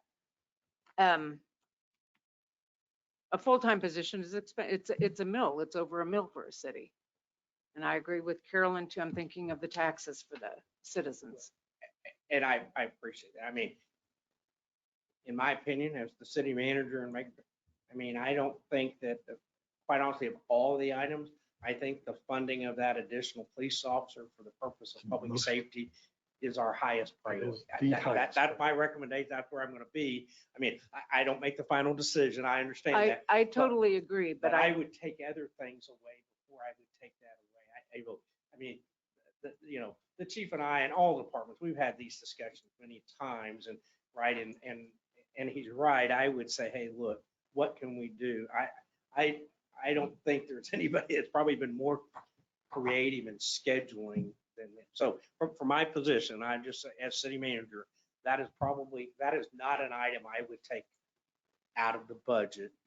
I would look to take other things out of our budget or other adjustment. I'm just trying to make sure I understand, and I think as Mr. Adams said, if there's other items there, and I appreciate that, if I have to take the part-time person out, I would take the part-time person out before I would take that out. If it's some of those capital items, if it's increasing some of the revenues, if the goal is, and I'm fine, if the goal is you want us to come back and say, I want a general fund budget that is balanced to the dollar, to the penny, whatever, or I want it balanced within 0.5%. If that's our goal, and again, I'm fine with that, and we'll come back to you with that, and we'll tell you how we achieve that goal. Right, and so I'm good with that. But if there's something specific in the budget that just is creating heartache, then I'd just like to know what that is so I can try to address it. I'm sorry. And kind of on that same point, as we take these recommendations and the input from the council, we're kind of hearing two separate priorities that are kind of counterintuitive to each other. One is lower the mill levy, and one is a balanced budget. And it's difficult to create a balanced budget if the impetus is also to reduce that revenue side of it. So as we take this input, where is that from a staff perspective? Where do we place that priority? Is it lowering the mill levy, or is it creating that balanced budget? Because if we lower the mill levy, another mill, that's another $80,000 that we would need to make up in order to make a balanced budget, however that's defined. So that, from a input perspective, that's the kind of input that I think we would all be seeking. Yeah, that would mean like a $225,000 reduction in expenses. Correct, approximately. Okay.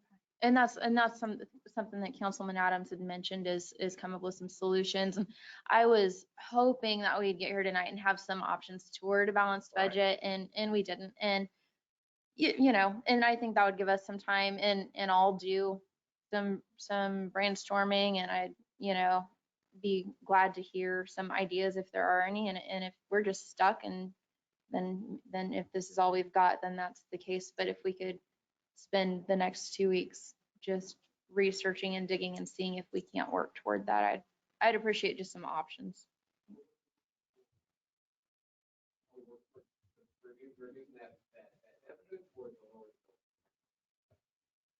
What do you want? Well, the other option's reducing expenditures, I suppose. So we have 3 options there, and I'm not necessarily die hard on one or the other. So are you looking for flat taxes with a 9% increase in value? Flat tax revenue? I would say what I would prefer is since the property values have gone up, their tax bill doesn't necessarily go up just because the property values have gone up, if that makes sense. So we're looking for a 9% reduction. I don't know that I heard that. No. I mean, we know value went up 9%. I mean. Because that would I make it neutral. Right. A 9%, if we increase 9%, that would be neutral. And so I'm asking that we don't increase to take away that whole 9% appraised value difference. If it's possible. You want to reduce that gap. I don't see us eliminating that gap, per se, right? I mean, and again, and I know we all know this, right? I mean, it costs more for, it costs more for people and materials. You know, fuel's one of the areas where you're probably one of the single largest items of consistency across the thing. I mean, when we budgeted last year, we were budgeting fuel at $1.80, $1.90 a gallon. This year, we're budgeting on $3 a gallon. And each of you are dealing with those same circumstances, but right? I mean, I can't drive fewer miles. I mean, so you know, I mean, it's not like the police are going to drive less. I mean, or fire is going to. I mean, right? And especially if calls for service are increasing, the probability is we'll be driving more miles. So, and I know that's a small item in the budget, but you know, it's those kind of things that drive budgets. And you know, if that's 3 or 4%, just those kind of things, we're talking a 1 or 2% increase in extras, if you want to call it something new, right? I mean, that additional person or persons, or, you know, making sure the community center is fixed, you know, and again, we can defer some of those things. We can offset some of those things. I mean, again, I believe that by the time we get to the end of the year, we'll probably have those adjustments as it is. But I mean, and I understand it's a budget. It's just like we do at home. How do we, you know, you're trying to do your best job of putting all this together. And, you know, I'd like to walk in every year and say revenues are 10% higher than expenditures. And again, I know some of y'all been here, and we looked at Mr. Adams because he, you know, he's been on here the longest relative, you know, where we were doing everything to add $1,000 to the fund balance just so we could get out of, you know, 277,000 negative. So some of us, we come from that, you know, that's our history. Remember, I mean, for all intents and purposes, underneath, we were bankrupt. I mean, the city was bankrupt. You know, and we had crazy things. And then the chief, I mean, I literally, one of the first meetings I came into, the council was looking to approve 5 new police officers. Go from 15 to 20. He's absolutely correct. And my first question was, how do we pay for that when I'm 277 negative? Because those 5, even in those times, was probably 50,000 a person. So it was going to be another 250,000.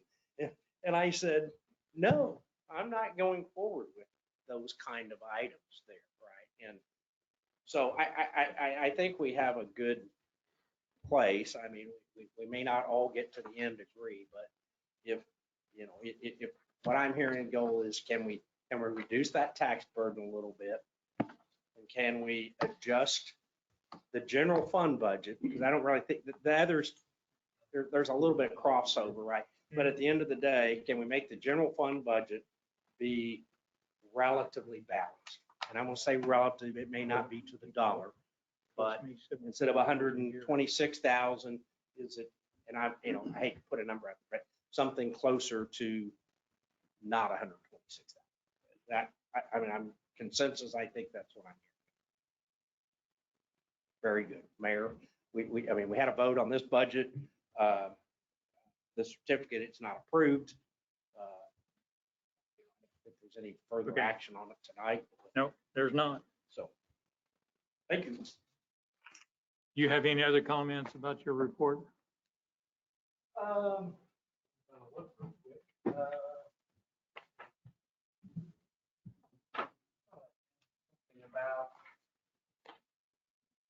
Well, none, I will, I think I'm good. Okay, thank you. Zach?